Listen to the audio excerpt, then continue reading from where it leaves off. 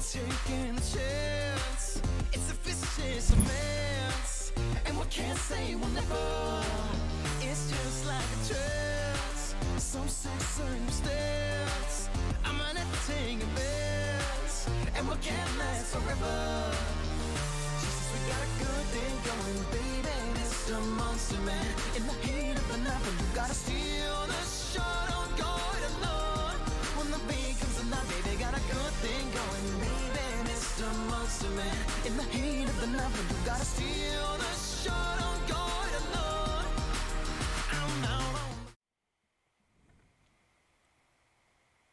Alright guys, so it is officially time for the debut of my solo album. So I'm really excited. So now that audio sounds good, let's do a little bit of gaming. And then once enough people get in here, we're going to do the entire album back to front, all 8 songs. Alright.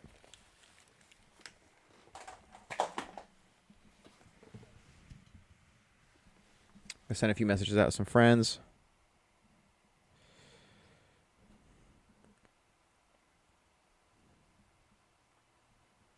Okay.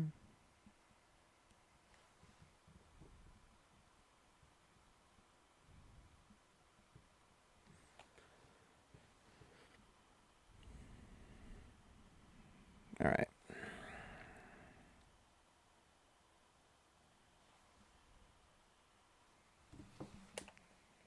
Wonder we can play while we're waiting around a little bit.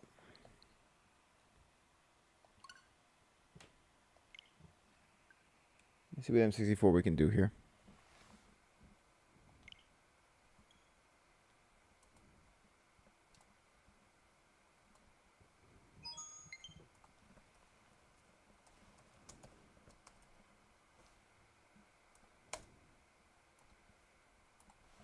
Try more Car 64.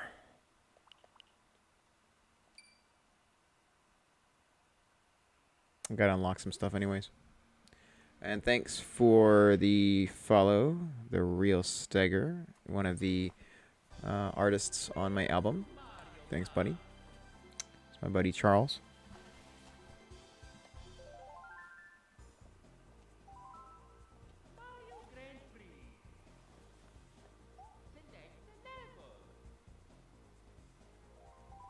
Alright, I'm going to try 150cc, see how I do. I see what he means. See how high that goes. Okay, maybe a little more.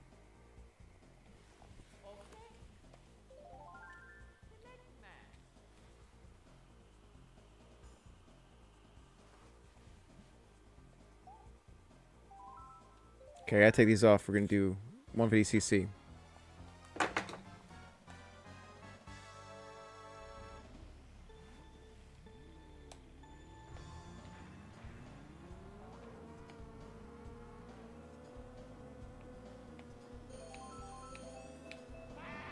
Get that out of my way.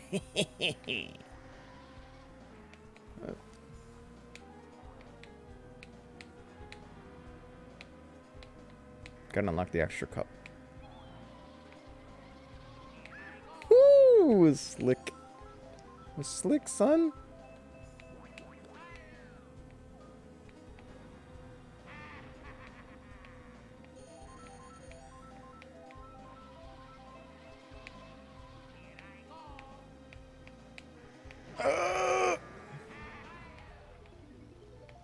Oh, hell yeah.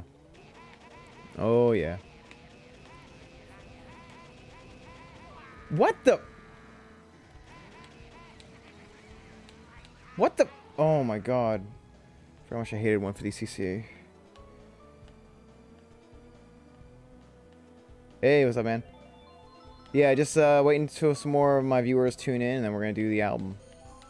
Just killing a little time. This is back when red shells were just not that good. You had to be right on the guy.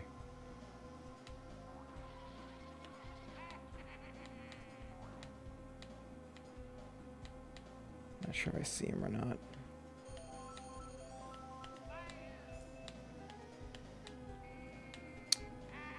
Oh, hey, look who it is.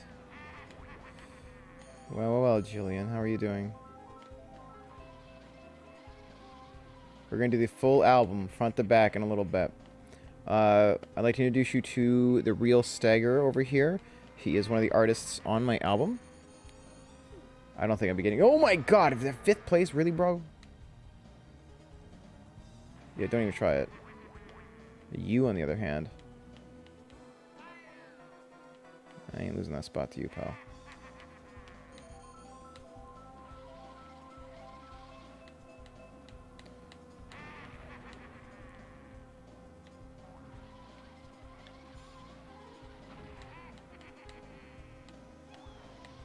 Oh my god.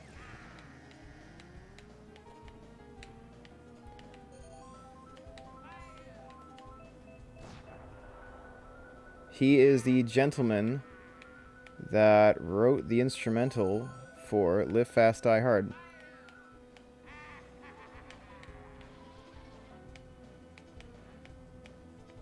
Oh my god, what the?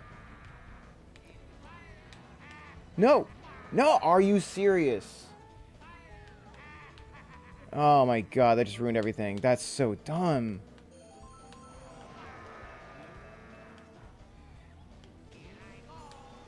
Oh my god, I'm done with this game. The luck. Oh, that's terrible luck. Nope, nope, nope, nope, nope, nope, nope, nope, nope. We're gonna play a better game. God, that was terrible. I was almost at 1. I was almost at first. Yeah, we're gonna play a game that is not horribly embarrassing. Just gonna run a little bit of Doom. Oh my god, that was horrible. Yeah, let's do some Doom 1 real quick. And once enough people get here, we will do... Because I believe I'm going to get a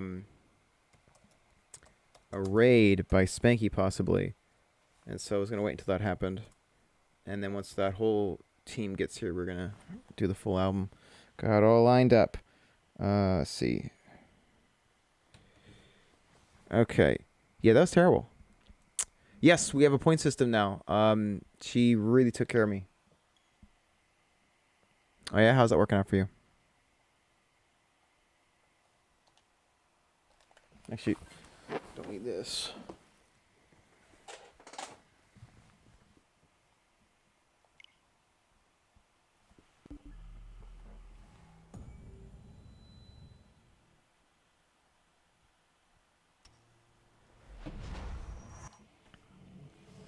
Doom 64, my problem with Doom 64, there's a lot about it I like. But I really don't like how I get lost a lot. Like, Doom 3, pretty fun. Doom 4, pretty good. I love the first 2, but 3, I hate the fact that levels are just confusing. It's too easy to get confused in the game.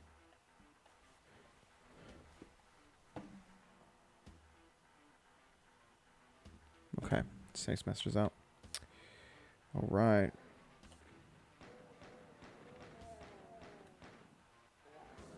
Alright, so apparently they're going to be here in about 20-30 minutes, so we're just going to hang tight until then.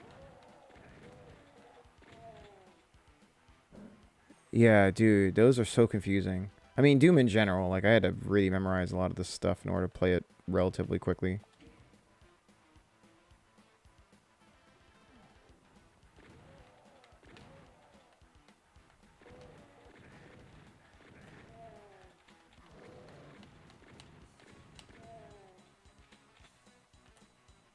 Hey, Icy. Well, it's actually, I forgot some of them, to be honest, so knock yourself out. Hey! What's going on, Morgan? We're gathered here today to check out my full-length album. In about 20 or 30 minutes, we have a gang that's going to be coming in here, and then we're going to do front to back the entire album.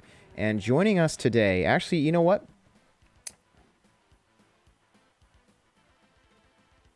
Let me get Scott in here.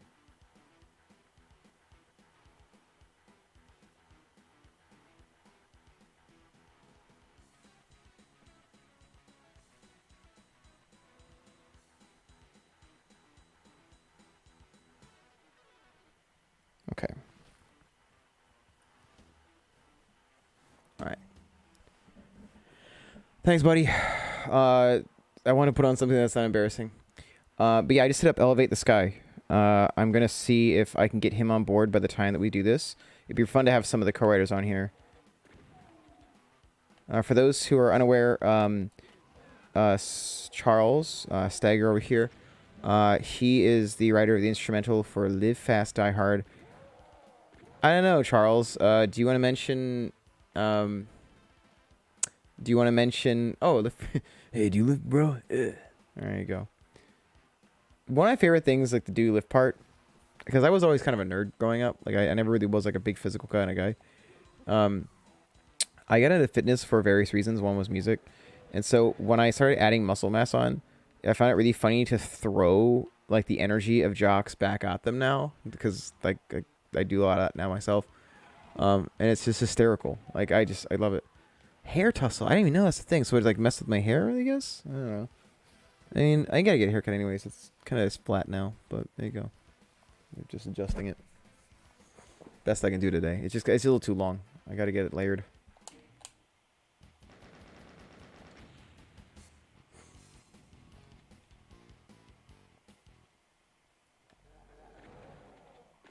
Did you do the one about changing pit viper colors? Because I actually have most of my collection with me. Almost any color, I believe I have a set of pit vipers I can put on. It's a little tricky for Doom. Yeah, so like, okay, I guess you can get the cat out of the bag about what it was previously under. So Live Fast, Die Hard, yeah. So like, I remember I got a message from you, and I think you mentioned something about the fact that like, I think you were pretty honest about it. You're saying that like you noticed that like I was really obsessed about the pandemic, but then it ended up like happening, and I think I remember that first exchange we had or something like that. So something to that effect. Then you mentioned that you had a song, and I took a listen to it. And yeah, and the hook like itself, Live Fast, Die Hard, that came out really quick. Yeah. So like for those who are unaware, long story short, I was contacted months after the fact. Like I wrote the parts for Live Fast Die Hard for the vocals, and I was contacted by these dudes who had this kind of like, I don't know, like Jack Black kind of like toilet humor kind of thing called well, I don't want to say the name because I'm not sure if I get in trouble on Twitch or not, but it was Night something, and I know the guys behind that fake synthwave group that's been making this sort of some kind of waves, a couple waves here and there. Anyways, I got brought in because one of the guys involved wanted it to kind of have some direction. Because to be honest, that project was just kind of a bunch of like stoner guys, I guess, and they're just doing fart jokes essentially. It was basically it's if Cards Against Humanity had a chat basically, and so we eventually branched off into our own thing because we realized that like it just wasn't really going anywhere. So me and a few other guys in the original chat decided to branch off and make our own fake group, and we decided to create Penetrator.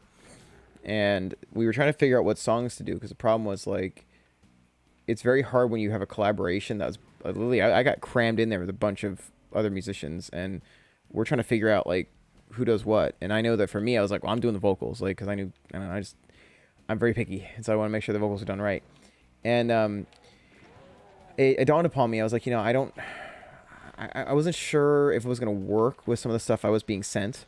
So I knew I had on deck the song that Charles sent me, and I remember it's like Charles was so laid back about this, because like I just gave him this long like spiel about everything that happened in that chat. And he's just like, you want to do what with my song? And so eventually we gathered one of the other members of Penetrator, this fake artist, which was Dark Rob, Robbie Whiplash. And so he played those ridiculously good Sugarfoot drums, or Sugarfoot style drums on the album version. Aztec were not, like, they didn't really want us to have those, like, really intense drums. To be honest, I wanted them. Like, I really enjoyed, I really liked what Robbie did, but that's whatever. That version will always exist. I always will have it close to my heart. But for those who, I guess, does that make you Penetrator, or does that make all of us Penetrator? I don't know how to, like, this is like, I guess this is a big reveal. This is like the Kiss Unmasked thing. But yeah, this, I guess at this point, since the song is now officially a Power Rob song, we can unmask who actually Penetrator was. And so ladies and gentlemen, I guess if anyone, it's weird because like you kind of just got brought in, but you're the only guy that actually made music under the Penetrator name. So does that make you Penetrator? Because like the name was not yours. And I didn't make it up either. I came up with the lore, like the lore behind Penetrator was loosely inspired by Barkley Shut Up and Jam Charles Barkley Shut Up and Jam Gaiden. So in Charles Barkley Shut Up and Jam Gaiden, it's like it's like a joke RPG set in like this comical dystopian future. Yeah. And basically in the future, basketball had become so powerful that there was this move called the Chaos Dunk, and the Chaos Dunk wiped out New York. And so now in the future, there's Neo New York, you know, new New York. And yeah, we gotta go in the Cologne too. There's so many behind the scenes things we can talk about now. So what's funny was in that universe, like kind of playing off of that, in the far future, sexiness had become so much that it destroyed Tokyo twice. You know, because in the apocalypse must have an apocalypse. Like we can't be settled with just one apocalypse. We have to have two of them. And so in the apocalypse, the double apocalypse, in Neo New Tokyo, sexiness is just banned. You just can't be sexy anymore. It just, you can't. It's just, we can't, or else you're gonna risk everyone just dying. So anyways, damn it. Yeah, I'm gonna go on that in a second. There's so much fun behind the scenes of Fahrenheit, but Penetrator we can talk about now, because I guess the cat's out of the bag now. I don't want to reveal the other person who's involved because I'm not sure if he wants me to reveal that. So I'm gonna wait until he gives the okay on that. But anyways, the story goes, in Neo New Tokyo, to save sexiness, Penetrator sends cassette tapes back in time to me, Power Rob. And it started off with me getting like these strange packages that were covered in really good cologne, which was his cologne guy, Fernando. And Fernando was loosely based off, not loosely, actually very based off of Fernando Martinez from Grand Theft Auto, from Fernando's New Beginnings. I just, like, if I want to think of a cologne guy, I think of like Fernando Martinez. Like, I love Fernando. And so anyways, yeah, he was like sending me all this stuff, and I started sneaking him in my streams, building up the release of this Penetrator song.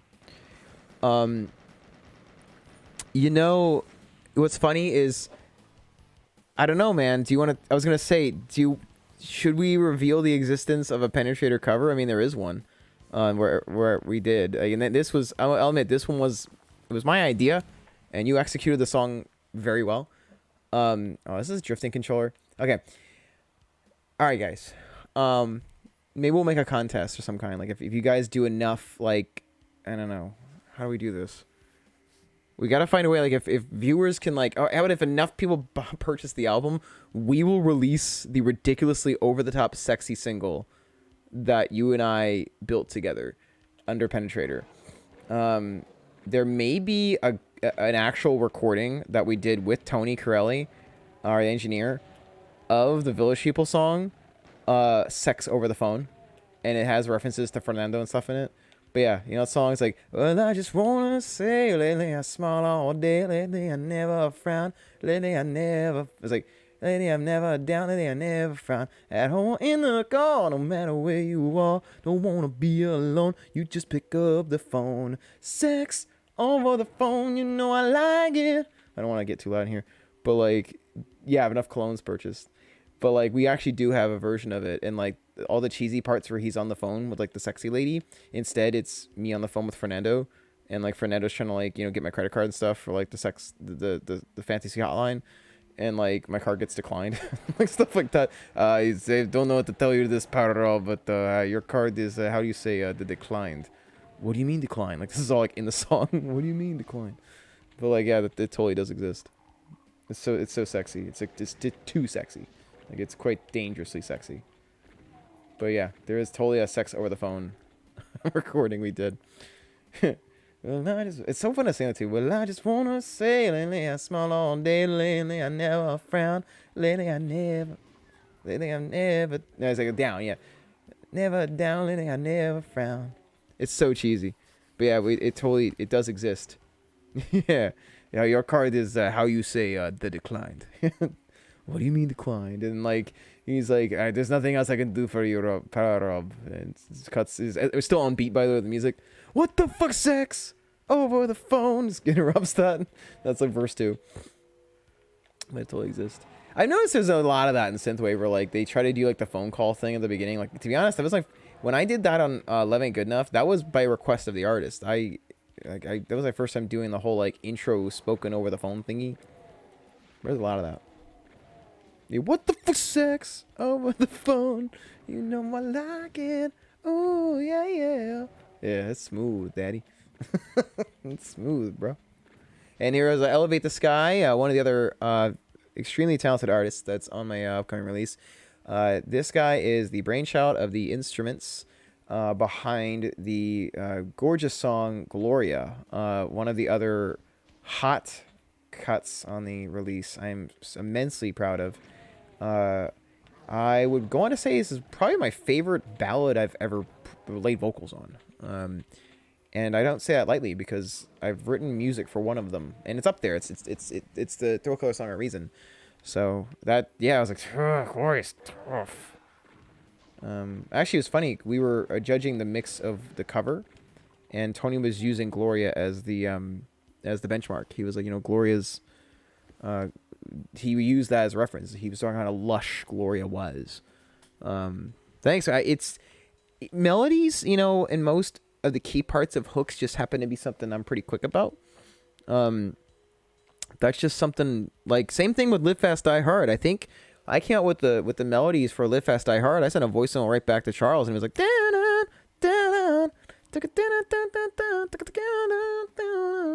but what's funny is that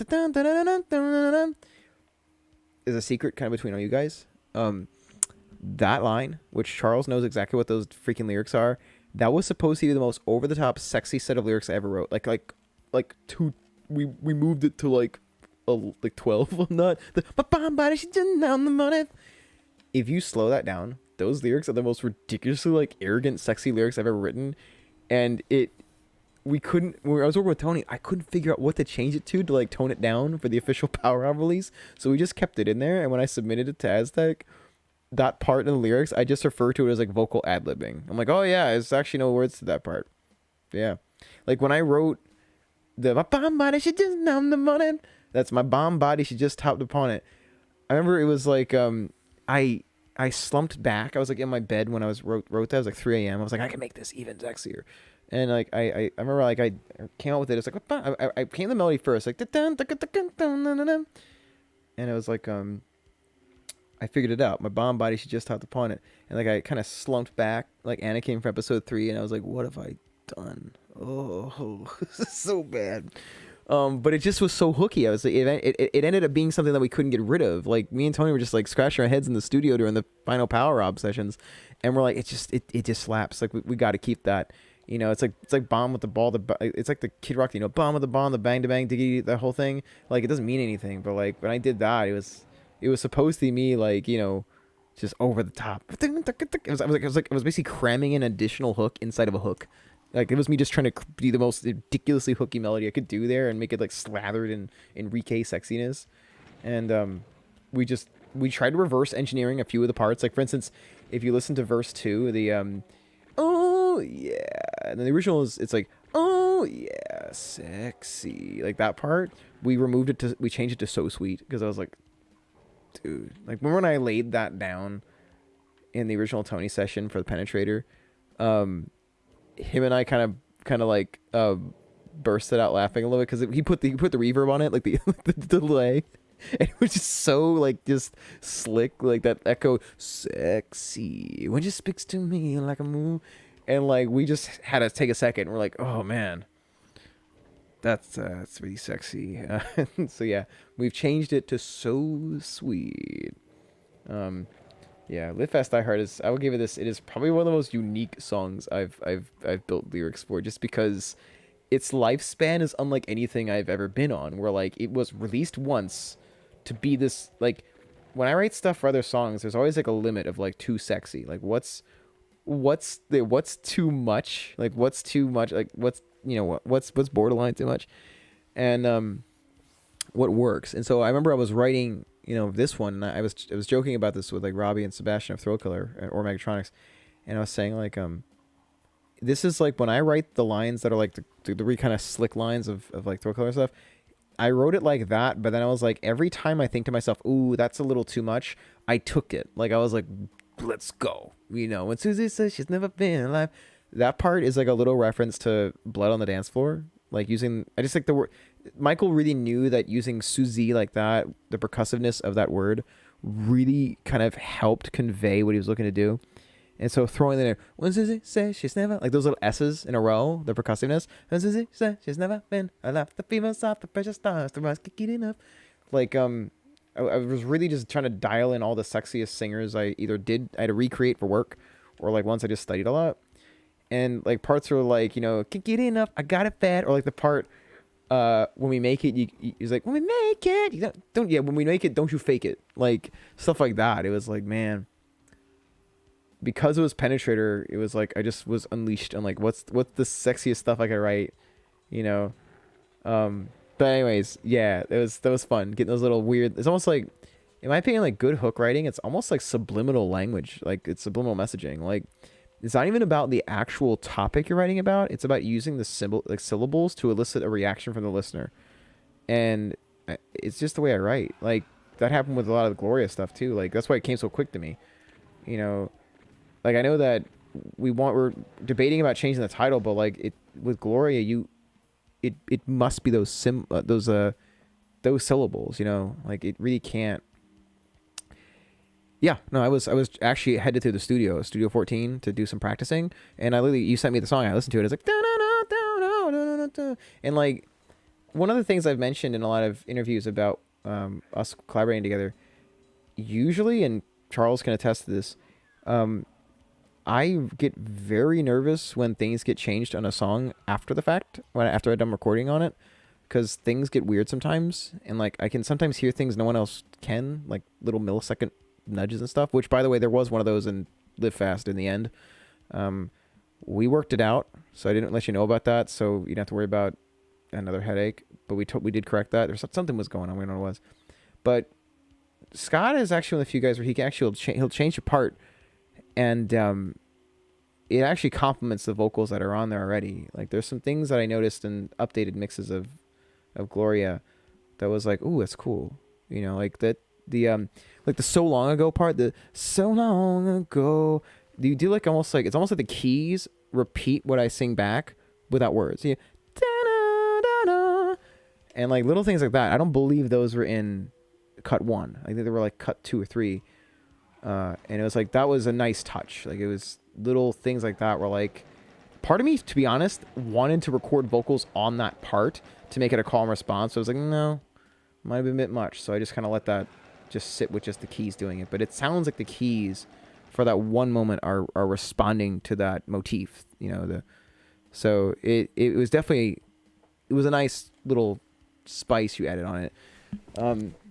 Basically, those things do not go unnoticed. Both you guys, actually, because there was stuff that Charles did on the remix of Live Fast. It was almost like, it was sort of like almost like an In the Air Tonight opening feel. Like, I remember I heard that. I was like listening in my car, and I lit up. I was like, okay, yeah, this. I miss Robbie, but that wakes me up. Like, yeah, it was sick. Kudos for that part. Very good stuff there. Yeah, no, Live Fast, I heard it almost was the opener. Like I almost made it the opener, but I felt that, and the only reason it did not make is the first song on the album was I legitimately wasn't sure if like the more like Dreamwave people were gonna be like, what is all this sexiness? Like, so I was like, let's just start with Sweet Romance. It's a little bit, it's like the Chevy Chase of those slick songs we got. Kind of introduce you to that, and then we start getting a little more intense. But it was a debate for a little bit. It was Live Fast. Like I wanted Live Fast to be the opener, but I was like, let's work you into it before we hit you with So Sweet. There's an Enrique Iglesias song I did years ago. It's like Here Comes the Night, I think. and it's a ridiculous song. Like, I had to do these low, kind of like, yeah, I think, well, here's fun fact right now, actually. Live Fast, at the moment, is one of the top songs on Spotify. I mean, it's so early. We're talking like a dozen or so plays. But right now, I think at the moment on Spotify, this is very early. I think right now, Monsterman was at least, I checked a few hours ago, Monsterman was like 20 plays. Live Fast, I believe, was like 16. Like, it was gunning for number one. But really, these songs are just in their infancy. I really don't know what's going to happen. I know that this release is like, I think it's nothing but singles. Aztec actually agrees. And you guys know, Aztec are not easy to please. So, for them to say there's no filler, like, we've done well. And I was mentioning, actually, in one of my interviews, how, when I brought you up, Scott, that when Robbie hit me up initially to do Megatronics, or what became Megatronics, I legitimately thought it was going to be dreamy, Outrun. Like, I thought it was going to be Dreamwave stuff. And so I was like, yeah, sure, man, let's do it. Because I just got done doing the Moto EP for Thrill Killer. And I was like, yeah, let's do it, man. And then he sends me the first song, and it's what becomes Hi-Fi Time. I liked it, but I was like, I'd done metal for so many years where I was like, I don't know. I did too. Initially, I did. And then we had a meeting, and I was like, oh, it's not. But he's a really cool, he's a cool guy. Okay. But yeah, so like, when I wanted that kind of like epic Dreamwave stuff, and I guess if I really applied myself, I probably could come up with it, because Sweet Romance, I wrote that song literally after a meeting with Ariel and Lara.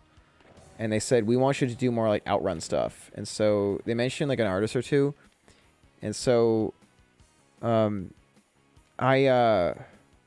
was funny, there was an artist I thought about, or a couple artists, but I made a point to like not listen to their music because I've heard them in like a long time, which made it kind of like, it made it much less possible for me to rip anybody off, because actually when I listened back to the songs I thought it sounded like, it didn't.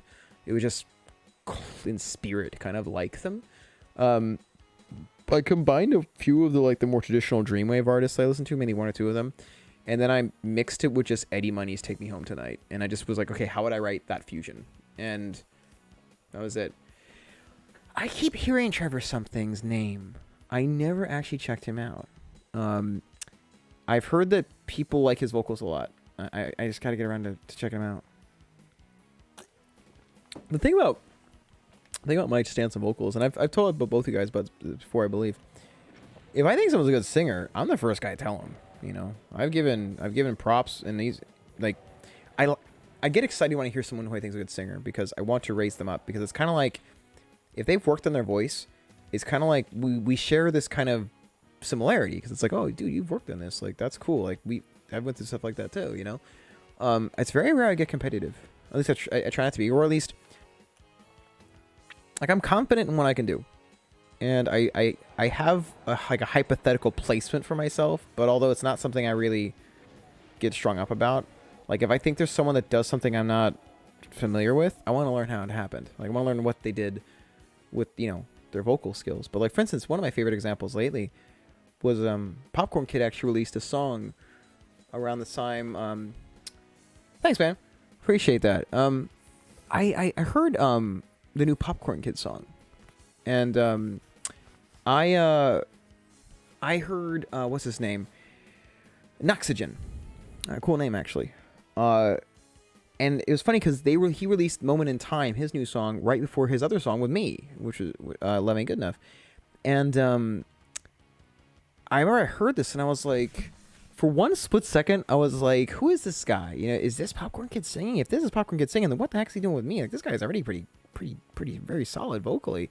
He's one of the few guys in synthwave that has like a legitimate head voice. Like, this is good stuff. So I hit him up privately because I was just so excited. I was like, this guy actually figured it out, because I just spent years figuring out how to use my head voice.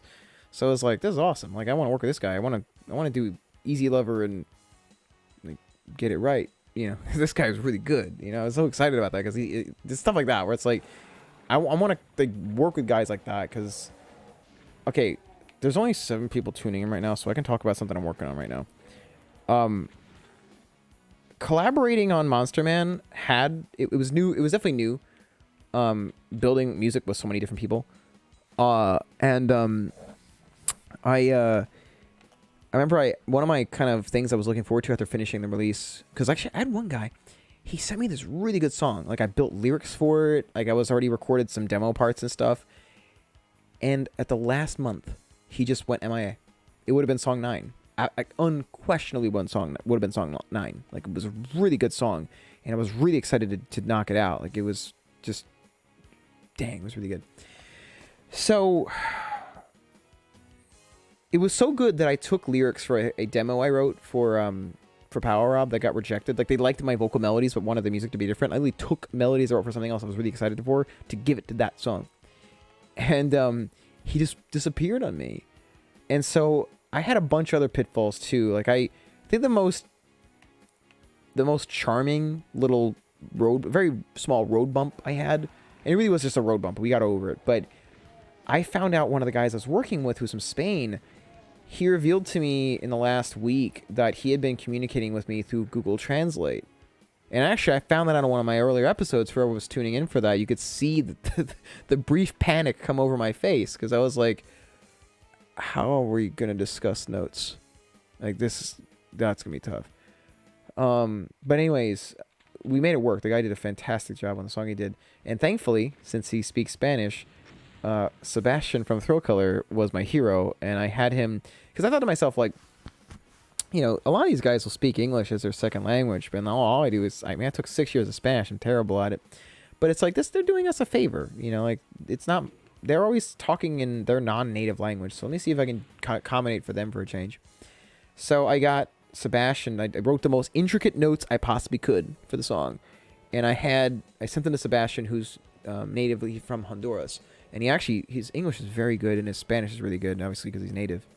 And he was a hero, and he translated all of it for me, and I sent it over to him, and the guy responded, "Thank you so much for making it, you know, in Spanish." And I got it now, I understand. But anyways, my thought was like, okay, now that all this is over with, you know, like I'm done in between emails with people and stuff, and you know, and definitely, you know, I'm glad I invested in this and worked with Tony, because I think he's my favorite engineer. But I was just thinking to myself, man, I'm looking forward to building this Thrill Killer album, because Thrill Killer at this point, to build an album, you just really need myself, Sebastian, and Robbie. And most of it, to be honest, is just Sebastian and I. Robbie really helps with like effects and patches and stuff. As long as we go to Tony, we can take care of the rest. So that, you know, great. I can now build the next Thrill Killer album and do it like the old school, where it's just me and a guitar player, and I write all the stuff, and you know, we build it. And then I get this message from Sebastian, and he's like, "Hey, I built the instrumentals for this cover." And I'm like, oh, cool, what's the cover? And I open up the file after I just finished Monsterman. It's Hearing Stars. You know, the Ronnie James Dio built We Are the World, featuring 42 of the greatest metal artists from 1986, with a 42-person choir, 11 guitar solos, all guest parts, and like 6 or 7 lead vocalists. And I'm just like, part of me as a writer and just as a, you know, an artist who just had finished collaborating with all these people, like my album, if you think about it, I think my album is like, it takes place in at least 4 different time zones. We got Lova, I think that's how you say his name, he's from Spain. Fulvio, Italy. Obviously, Scott, you're from West Coast. We got actually, what are we? I think we're in a different time zone, Charles, right? I think are you in Ohio these days? So like we're all over the place. I think that, yeah, we're all over this place. And also my engine, obviously the Aztec people, they're from Spain. We have I think Ariel, he's from South America. So I was a little burned out, you know. I think I was collabed out for a while, at least for just a little bit. Oh yeah, I forgot. Popcorn Crate, he's from India. You know, this is a lot of different people from a lot of different backgrounds I'm working with. Yeah, Ohio. And so I thought, cool. I'm looking forward to building a good old fashioned album with just a dude in the studio with me, and we just, you know, build it that way. And I get hit up, And I'm looking at this thing like, if we're gonna do Hearing Aid, you know, if we're gonna do freaking, you know, the We Are the World biggest metal song ever done, and I was like, we're gonna have to do it right. Because there's a lot of versions of Hearing Aid that in my opinion don't really get it right. Actually, I don't think I've heard a single one that got it right. Yeah, I'm very protective over my covers. I do not want them messed up. And so we now have like a Word document of all the guitar players I've worked like that we want on the song, vocalists, you know, guest vocalists, and I have a very I have a very strict set of guidelines for lead vocals because I have seen them messed up so many times. These lead vocals are going to be compared to Rob Halford, Jeff Tate, you know, all these greats and stuff. So, like, they have to be done by singers that can truly, unequivocally handle them. You know, as a vocal coach, I always love pointing out the strengths a singer has, and I always maintain that. However, when we're doing covers, you will be compared, and I want to make sure this version does justice to these legends. So, we're still working on it, assembling how to do this. I think Tony he hasn't responded to me telling him we're going to do this. I think he's probably going to have a heart attack because I'm probably the most picky vocalist that I know in the studio. I mean, Charles probably has seen this, how like there have been stuff that I heard that even him and Robbie both couldn't hear. And I'm like extremely picky. There was some stuff I had to get changed in Monsterman at the last minute. And he could hardly hear it. Like he actually, for the very first time, was starting to get a little short with me. And he would make a joke. I was like, hey, man, can you take a look? I wanted him to review the contract. It's like, hey, man, can you take a look at this? And just wanted his opinion. He's like, yeah, but as long as you sign a contract, there's no more edits needed for Monsterman. I was like, yeah, you got it. It was a joke, but it was just like, you got it. Like the last set of edits, he was like, dude, I will do these provided you get a DocuSign document that these are the final edits for Monsterman. I mean, there's still a little something I've got to step away from on that song. Like something on the vocals, the "Don't Go It Alone," that part there, we had to push. We messed around with the timing on that one a bunch of times. The "Don't Go It Alone" on the final pass of chorus 2 is, I wrote it to be a little syncopated on the early side, and it actually gets a little on the late side. Tony said he couldn't hear it. No one but me can hear it. I actually hear some timing stuff in Live Fast that no one else can hear, and so part of me just wants to not listen to the song for a while and get some fresh ears. But according to Melodyne, it's perfect. But yeah, I'm not the funnest to work with, but well, at least when it comes to for my engineer. But thankfully, he's a very patient guy, and you know, I love working with him. He has fun with me too. I tend to mess with people that he doesn't like, so it works out. He's not a big fan of like the spread necks, so we should crack jokes in the studio about that. But anyways, yeah, that was that. I still hear it a little bit in Monsterman. It's like, don't go it alone versus don't go it alone. It's so quick that like you can't even hear it. Yeah, it can get difficult, you know, with anybody really. I think, you know, it's important. I think I got lazy in general of just like communicating with a lot of engineers and producers with oh, I got a message. We're just doing over text. Here we go. And our raid's coming over, so we're about to get started with here with the release. Actually, I'm glad you think it's easy work. Okay.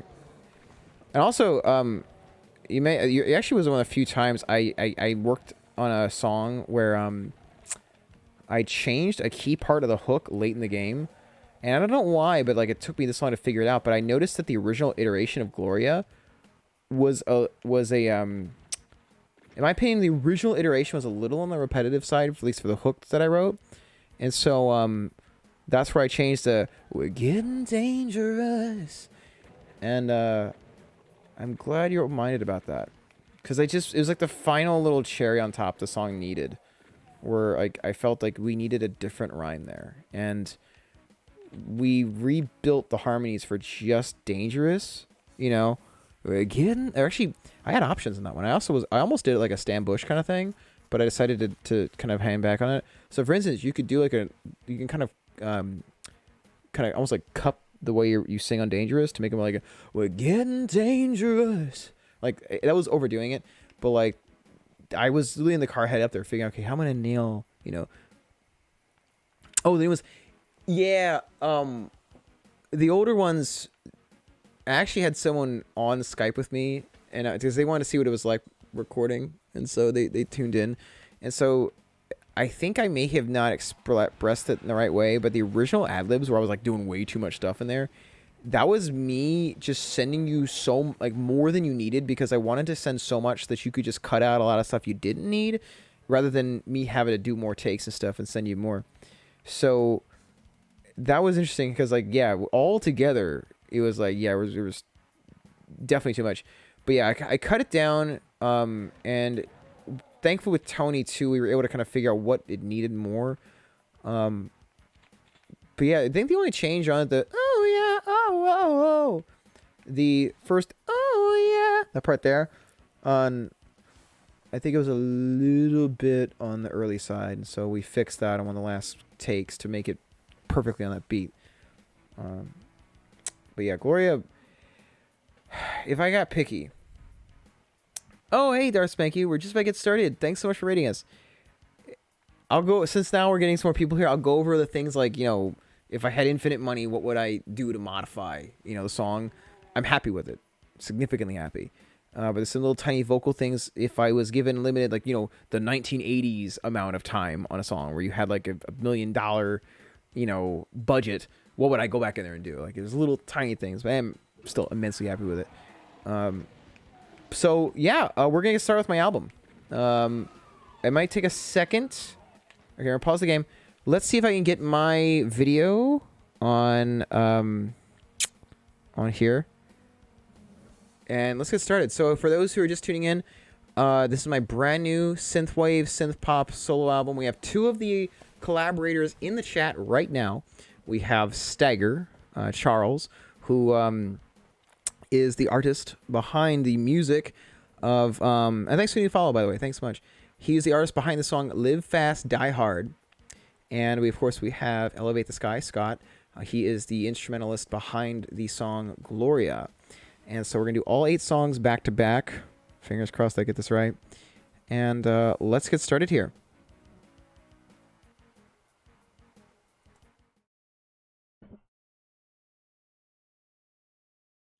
Okay, let's see if I can... There we go.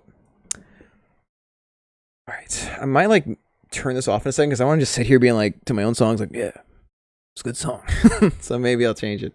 But yeah, let's get started. Oh, by the way, Spanky, actually, gotta give her credit for this. Darth Spanky, the person rating us, she is the person who did the edits on this. She really spruced this cover up. The original photo I was very happy with, but it needed that extra polish, I thought. And Spanky is the one who was responsible for that. Fantastic work. But let's get started here. We're going to get cracking with song 1. This is Sweet Romance. This is now I'm going to give a breakdown of the song. I'll give a breakdown after each song, explain kind of what you're listening to after. So here we go. This is Sweet Romance.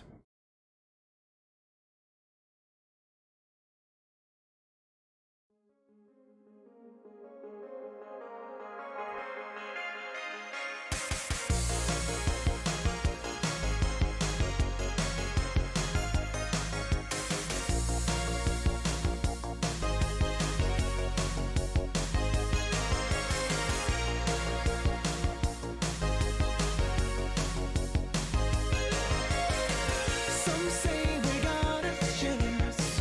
Some say we'll make it last till the morning. Now we're falling. The sun sets, the evening comes. Like a storm that's raging within us till the morning. Now we're falling. Fever, we'll take that chance. In the heat of the night, she's a believer. That sweet romance that we just can't fight. We're moving fast on the city streets.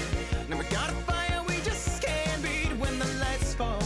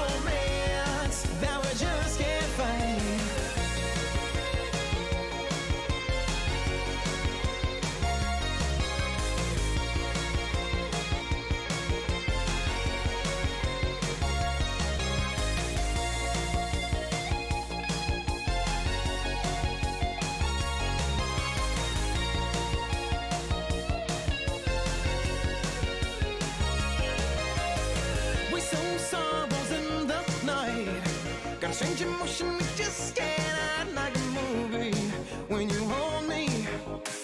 The sad songs of destiny, they come alive and we hit the streets when she makes me, when she takes me. Fever, we'll take no chance in the heat of the night. She's a believer, that sweet romance that we just can't fight. Fever, we'll take no chance in the heat of the night. She's a believer, that sweet romance that we just can't fight.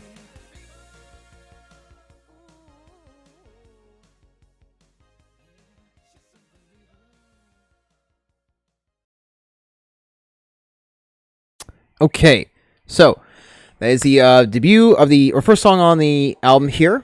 Oops. Okay, so anyways, quick thing about that song. That is actually one of the later songs I composed for it. This is one of the 3 songs that I composed at least the framework for.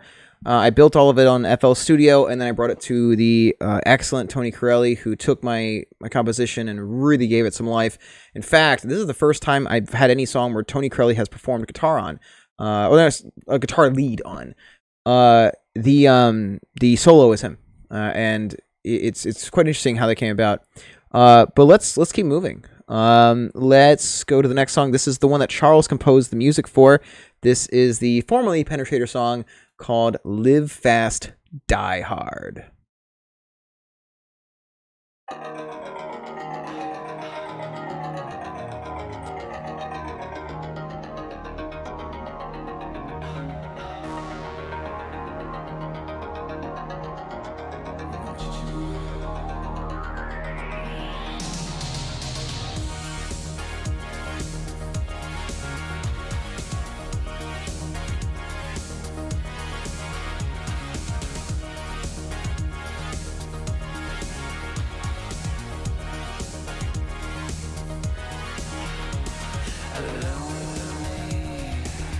She causes me to sweat, but you're all to be. Another pretty face, now I can't speak. The hate is killing me, that she makes me. I'm pushing up to the limit. One Susie says she's never been a lot at the net last, a lot at spark. Tonight, get enough, I got it bad. She takes her time and she blows her mind. When Susie says she's never been a lot, the fever's hot, the pressure starts to rise. Can't get enough, I got it bad. So dangerous when we're on the phone. Baby, when love won't last, I got a feeling to make it fast. Won't you live fast, down hard? When we're straight up to the top, and my baby's been bad, my body, she just stopped up on it. Won't you live fast, down hard? It's a sexy confidant, let me make it, could you make it? Oh, yeah, so sweet. When she speaks to me like a movie, I feel an ecstasy, my heart screams. It is a place to be so tempting. We're pushing up to the limit. When Susie says she's never been a lot at the net last, a lot at spark. Tonight, can't get enough, I got it bad. She takes her time and she blows her mind.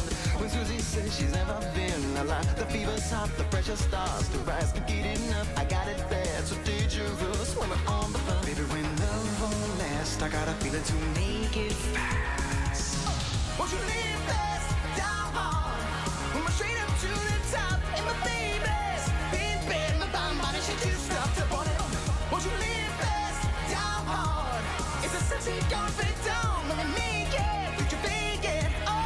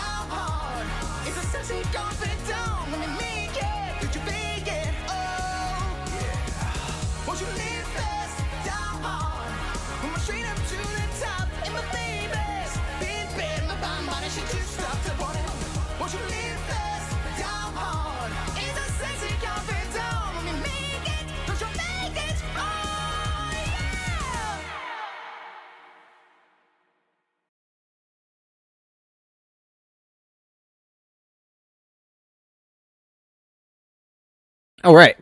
So that is again "Live Fast, Die Hard," second track of the release. For those who don't know, that song has had quite the lifespan of it. We were talking about this a little bit earlier. That was a song that was sent to me well over a year ago by Charles. First time we met, and that actually initially was a song released by a sort of tongue-in-cheek group called Penetrator, where the whole point of Penetrator was to write the most ridiculously over-the-top sexy songs possible. And eventually, it just was such a fun track that I felt that it had to be on the album. So what you're hearing is a remix version of the original "Live Fast, Die Hard," which Charles did a fantastic job on. Excellent work. Not like my own stuff, but like giving credit to to the writers. This is clarification. But yeah, very very happy with the stuff he did on that. Let's keep moving. Now we have the title track of the album, Monsterman. I'll go over some behind the scenes after you guys hear it. So here we go. This is Monsterman.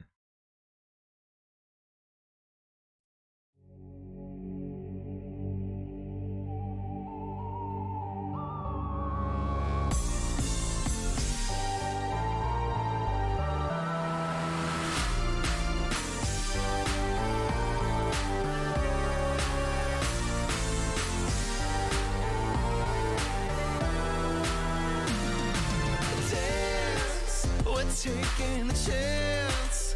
It's a vicious romance, and we can't say we'll never. It's just like a trance, some sick circumstance. I'm not taking best, and we can't last forever.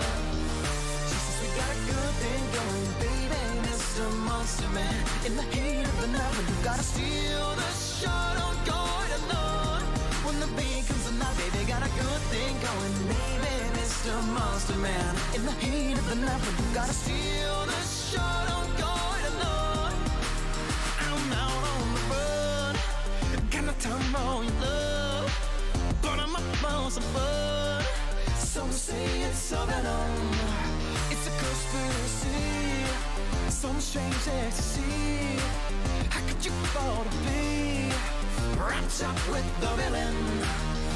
Jesus, we got a good thing going, baby, Mr. Monster Man. In the heat of the night, when you gotta steal the show, don't go it alone.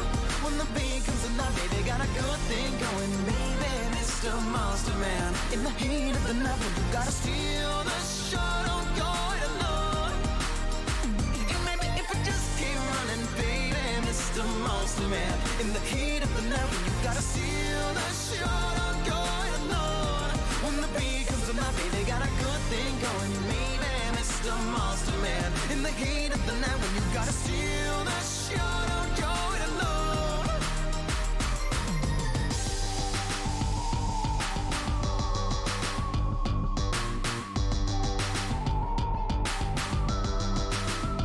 She says we got a good thing going. She says she got a good thing going. She says she got a good thing going. Oh!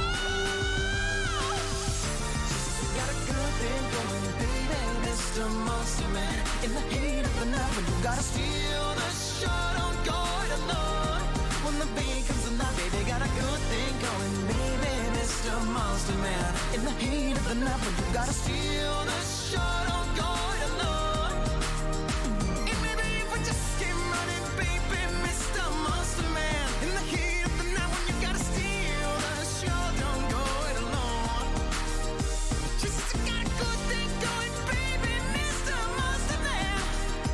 And when you gotta steal the show, don't go it alone. Oh no. Oh no.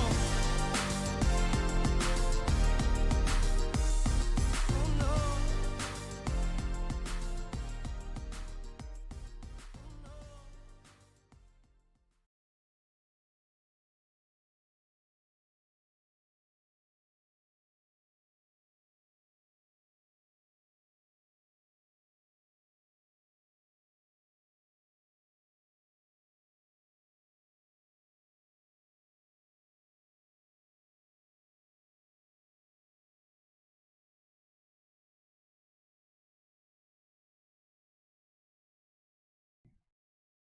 Thanks for the save.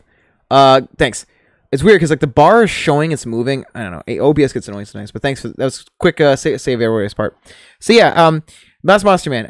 That one was created after I had a weird nightmare one night, and all of a sudden I heard this gigantic, just massive dum dum dum dum dum dum bum bum bum bum. It was like really like the way it was in my dream was just like terrifying. Just almost like think like cathedral, gigantic, massive, kind of like towering sounds above you. And I remembered it enough where I could just sing it in my, it was like half asleep, like I sung it into my voice recorder and then saved. And then I got up later on FL Studio and I just kind of like, you know, banged it out in the demo. Dun, dun. Fun fact, the original version actually has a bass intro. It was like, I wanted to funk it up more. So the original version starts off with like a, actually, I can pull it up real quick. On the DL, you can hear the original bass thing I wrote for that. Here you go, Monsterman. Got it right here. So what's the earliest one? I think it's this. Okay, yeah. So just this on the mic, just kind of quiet. This was the original intro I wrote for. I wanted like a kind of like just nasty bass riff to kick you into it. So here, let's play it real quick. So like this.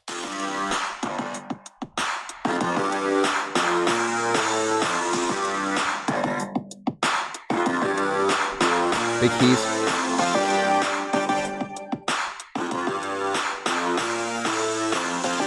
But they Alice were like, yeah, it's too long, so we chopped it off, unfortunately. Then it gets into the, you know. So live, we have to do it that way. I want to get that like this, hit like the big slap bass, like ba that kind of stuff. But that being said, still happy with this version. It definitely gets to the point a lot faster. But yeah, no, yes, I think it's a G5 at the top of that. G5 is one of the more kind of comfy kind of go-to notes I got. I start like having to really watch my conditioning if you're talking live stuff. Once I get to like the A5 mark, and like my peak, like me really going like all out, is probably C6. And there's like one song in my original catalog that's got one. I was on Sudafed in the studio session, and I was really feeling good. And initially, it was supposed to be an easy song. It spoke to us, Megatronics.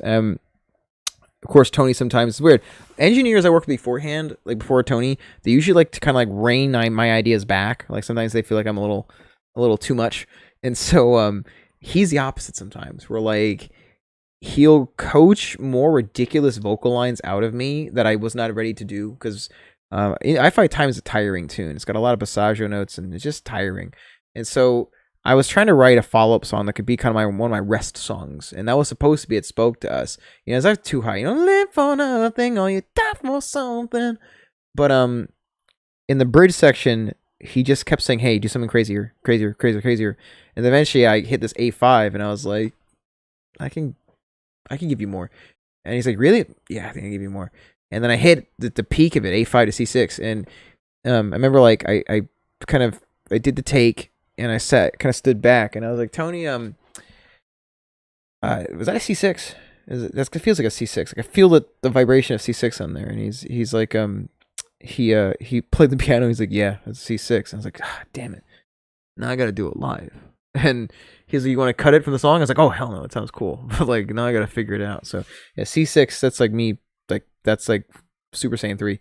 But that great thing with power ups like more like it's intricate. It's like really like precise stuff. Like even now I was hearing stuff in there, and I gotta like it's my ears are still not like rested enough, so I have to like contain myself. I'm like, oh, I would fix this, and I would adjust this like this is like, see, it's like good thing going, baby, Mr. Monsterman, and you know, baby, to steal them. It's like. Don't go it alone. There's something in there I was like, it's a little bit late, but whatever. So up next, we're gonna do a song with Popcorn Kid. This is my second. Oh no, I'm sorry, incorrect. This is another collaboration with Fulvio. From he's all the way over from Italy. This is my second time working with a synthwave artist all the way from Italy. The first one is Daniele Ippolito, and fun fact, he and I have a collaboration coming out soon. Fun fact about that one, I recorded that collaboration coming out with Danielle, I think 2 years ago. So that's on the way. But yeah, this is a song called Mean Streets. Hope you guys like it.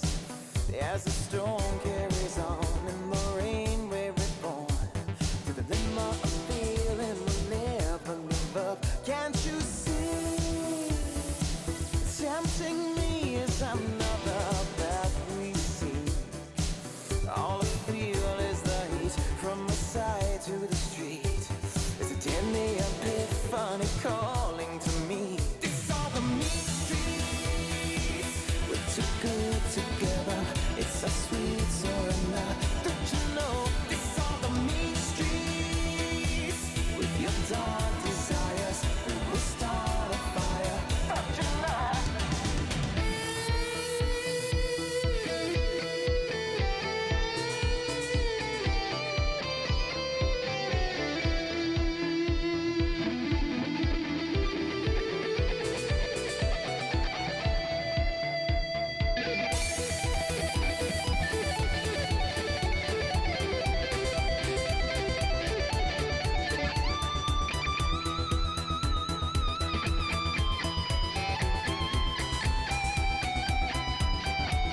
These are the mean streets.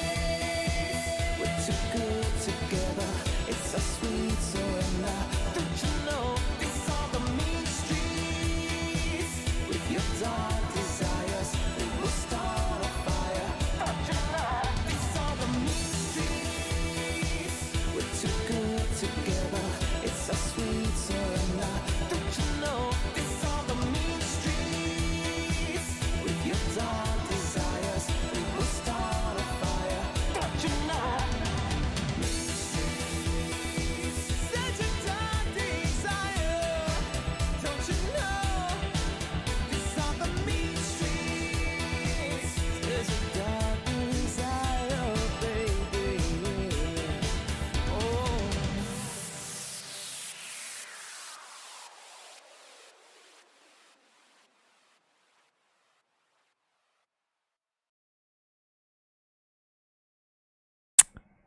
Okay, so that was Mean Streets, and that was a lot of fun working with Fulvia on that song.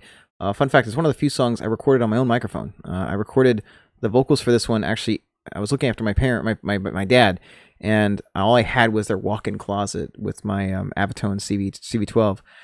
So I recorded that one in their closet, basically trying to make too much noise, but I didn't want to mess up my vocals during the process. So that thankfully was not a crazy high song to sing. But yeah, that was me sneaking it in, in a walk-in closet and knocked that one out. And of course, we have Sebastian Ochoa on lead guitar. I'm very happy that I was able to get some Thrill Killer representation on this one. He did a fantastic job on that, recorded it, and I actually don't think I had to give him any notes on that one. He just nailed it. But yeah, there's a demo version floating out there actually with Elevate the Sky touching up on some of the vocals, and Robbie from Megatronics and Thrill Killer actually doing a mix on that. We actually submitted that to Aztec, and initially they didn't care for the song much.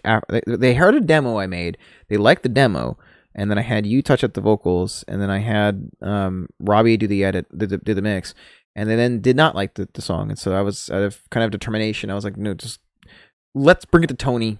I'll throw away everything I got at it, and we're gonna give it the best Tony face look that I can. And it was just like, this has to make the album. It's unique enough. Like, it doesn't really sound like the other songs, and I wanted some variety on it, and I just was really gunning for this one.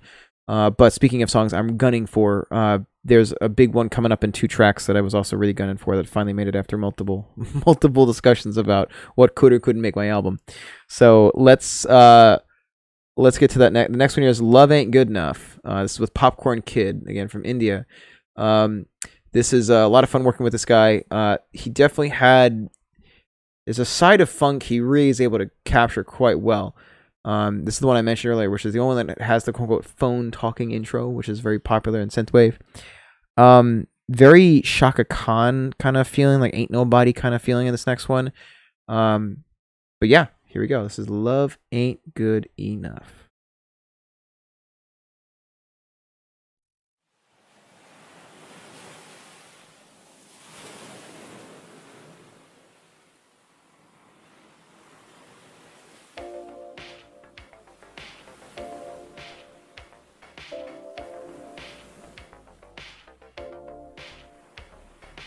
It's getting late. I know I should go. But there's something about you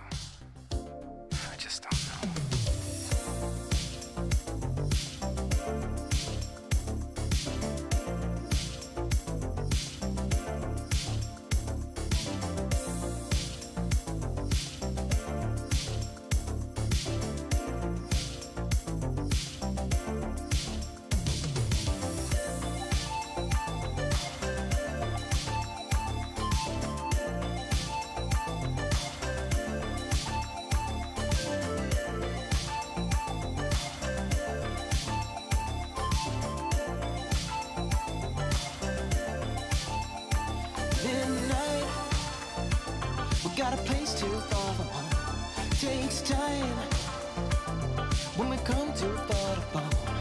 I'm a streamline Casanova, and I feel I'm getting over, but we'll never be. Oh, we'll never be.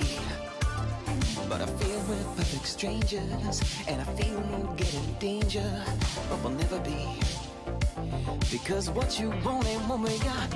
Like a freight train, baby, we come too far. And like a freight train, baby, you're much too much. You're like a fantasy. Oh, the make-believe. And like a freight train, baby, we cross the stars. And like a freight train, baby, I just can't stop. You're like a fantasy. Because what you want ain't what we got, baby. Love ain't good enough. Doesn't matter, baby, our love ain't good. If it's what you want, we can't fake it. Love ain't good enough. Doesn't matter, baby, our love ain't good. Oh, what you doing to me? You do it to me tonight. We gotta turn this world around. Takes time. Oh, we gotta move on the speed of sound. Cause I'm a street like Casanova, and I feel I'm getting over. But we'll never be. Oh, we'll never be. Cause I feel we're perfect strangers, and I feel we'll get in danger, but we'll never be. Because what you want and what we got. You're like a freight train, baby, we come too far. And like a freight train, baby, you're much too much. You're like a fantasy. Oh, the make-believe. And like a freight train, baby, we cross the stars. And like a freight train, baby, I just can't stop. You're like a fantasy. Because what you want and what we got, baby. Love ain't good enough. Doesn't matter, baby, our love ain't good. If it's what you want, we can't fake it. Love ain't good enough. Doesn't matter, baby, our love ain't good. Oh, what you doing to me? I don't know.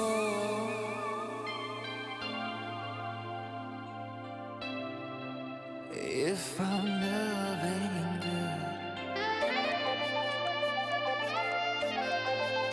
Oh,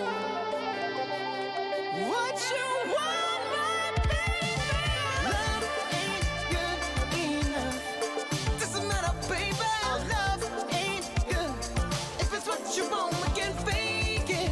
Love ain't good enough. Doesn't matter, baby. Our love ain't. Oh, but you do it to me. You do it to me. Our love ain't good enough. Doesn't matter, baby. Our love ain't good. If it's what you want, we can't fake it. Love ain't good enough. Doesn't matter, baby. Our love ain't good. Oh, but you do it to me. You do it to me, my baby.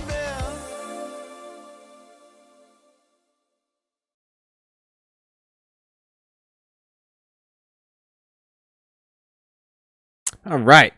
That was Love Ain't Good Enough. That was my first time working with the exceptionally talented Popcorn Kid and very friendly and humble guy, too. So, yeah, very happy with that song. Now, the other one I recorded in my parents' closet. But, yeah, that being said, yeah, that dude is fantastic. Up next is one of the songs I'm very excited to show people, especially the more traditional synthwave folk. This one is, well, most of you guys have already heard this one already, but I'm always happy to play this song. This is a song, the second song I've worked on with Scott here, Elevate the Sky. This was kind of like the little song that could. We composed this song a while back, and after So Alive, and it was So Alive. I still maintain the fact that I would have liked that on my debut EP. I felt that it deserved a place on there. But you know, we went back to the drawing board, and we decided to build a song that took a lot of the elements, like some of the elements that are in So Alive, but really it's its own animal, really. And we recorded a demo. I pitched it to Aztec, and I was sincere when I said that this could easily be the best power up song to exist yet. And that was the time, you know, that was me comparing it with Runaway, which is one of the songs I'm very proud of. Strong I like, but I'm always gonna be biased because I had nothing. I didn't write on that one. Like I only tweaked a little bit of the stuff that was there. But Runaway I always felt was one of my stronger compositions, and I was happily putting this up against that one. So I pitched it to Aztec. They didn't like it initially, and so we went back to the drawing board, and we kept banging away at it. And eventually, I was closing in on getting the album done, and they accepted it back in May, and I realized, that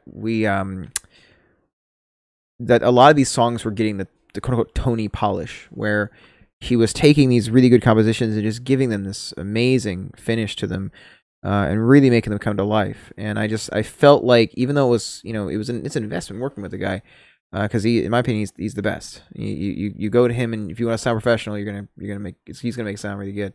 And so with this song, eventually they did change their mind on it once they got a better cut. And there actually were, I know vocally too, there were a lot of things I tinkered with. Like, I was confident that this is going to get on the release, and so whatever it took, not only did I want it on the release, but just kind of as a determination kind of thing. It was like, not only do I want the release, I also want this to be one of the strongest songs on the release as well, because I was confident in this one from the beginning. I just knew that this had the elements of being a song that I thought was really going to get some traction. So this song, it was about actually one of the more difficult periods of my life. Usually I don't write stuff, at least in synthwave, that's very personal. Because synthwave is more style over substance. It really is more about the execution, and really about taking stuff that's aesthetic and kind of almost like to be expected lyrically, and just execute them in a way that's really interesting. However, with Gloria, there actually was a real story behind this, and in fact, it connects quite well with Loving Good Enough. But yeah, Gloria was about a real rough time. It was a really long relationship I was in, and when I heard the music behind this, I was like, just what he sent was like, this has to be about, like, just, in my opinion, it was like, this has to be about a love that just went wrong, like something that it just didn't work out. And it had to, like, for me, it was about that period of time where I was engaged, and I just had some circumstance that happened. It didn't work out, and it was really about this period of time between the two of us where we wanted it. We had these times where we would want it to end, right? But we keep coming back, because it was like, we didn't really want to lose what we had.